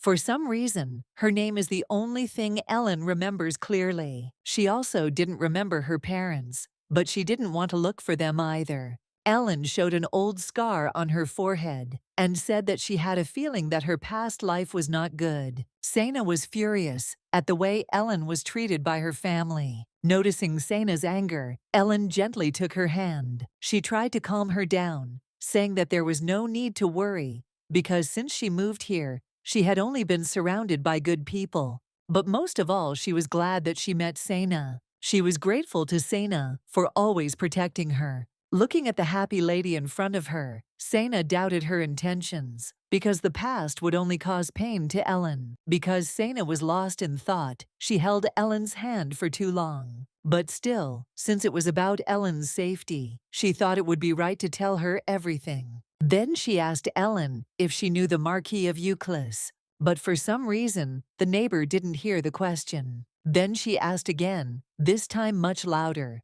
but the result was the same. Not understanding what was happening, Sena shouted out her question. Ellen was silent for a moment, but suddenly she said that she couldn't hear what Sena was saying at all. After Ellen left, Sena was in a state of shock. She didn't understand why it was necessary to make it so that Ellen couldn't even hear the Marquise's name. Dion responded that it was most likely Ellen's choice alone, because the magician probably did everything exactly as she asked. Sena was slightly surprised by the cold tone in which he spoke about her. Suddenly, Dion remembered that he had mentioned the Marquise's name to Ellen before and assumed that she had not wanted to hear the name at all because it brought up too many painful memories. Sena couldn't even imagine what the child had to do to make him not even want to listen to his name. All this time, Owen was eavesdropping on them, and he also learned that Ellen could not hear the Marquise's name. A few hours ago, Owen stood at Sena's door, thinking that there was something suspicious about the Duke. He could easily have forged the diary, but he avoided questions about the ring. The first thing he decided to do was talk to Sena again, but Ellen was standing at the threshold. Owen immediately hid when he saw her. While watching her, he saw the girl enter Sena's house. And later, the loud voice of the heroine was heard, who, for reasons unknown to Owen, continued to shout the name of the Marquise. Then he moved closer to see what was going on. And hearing the girl's conversation, she realized that Ellen did not hear the name Euclid at all. Now let's return to the present, where Sena, Dion, and the Duke discuss their future plans. Sena voiced her decision, saying that she would protect her home, and at the same time she would help protect Ellen. However, she immediately indicated that she would only fight with creatures and did not want to get involved with the Marquis and demons. The Duke accepted her terms and happily thanked her for her help. Owen was taken aback by the expression on Carlman's face. This man is a cold-blooded monster who killed all members of his family who stood in his way. And now he thanked the commoner with such a stupid smile. To say that Owen was shocked by this would be an understatement. Suddenly, Sena felt something, but Owen managed to hide. Having finished the discussion, Sena suggested that everyone return to their business. The hunter felt relieved to realize that he had not been noticed. But after they finished talking about creatures, they began to discuss everyday things. Dion asked the Duke to prepare dinner. Sena was overjoyed and asked what exactly the Duke was going to cook. And Carlman proudly said that he was working on one dish. Owen looked at them with his mouth open and his eyes wide open, thinking that they would discuss a new plan or talk about Ellen. He couldn't believe they were going to leave it like that. But in any case, he didn't trust the Duke, and he was thinking about how to get close to him unnoticed. Then he remembered Sena's close relationship with the Duke and found a solution. The next day, Sena's face contorted in surprise. Owen was standing at her door again, saying he had come to accept his punishment. The girl didn't understand what he was talking about and why he looked so happy, asking for punishment. Seeing that the girl was silent, he himself offered to beat himself as much as she wanted. Thinking that he was a pervert, Sena asked him to leave immediately. But Owen insisted he wanted to sincerely apologize for his misdeeds. He gave a long speech about how sorry he was. He said that he usually acted more rationally, but this time his legs ran ahead of his head because he thought the Duke was threatening her. After finishing his speech, Owen was pleased with himself because he thought it was just the perfect apology. However, the heroine had a different opinion. As soon as Owen finished his speech, she said goodbye and slammed the door. Owen was simply shocked. He expected a different reaction. Sena walked towards her room in irritation, not understanding why she had to listen to all this nonsense so early in the morning. When Dion asked who it was, Sena replied that it was an extremely persistent delivery man. Owen continued to shout and call for Sena. Hearing his voice, Dion immediately knew who it was.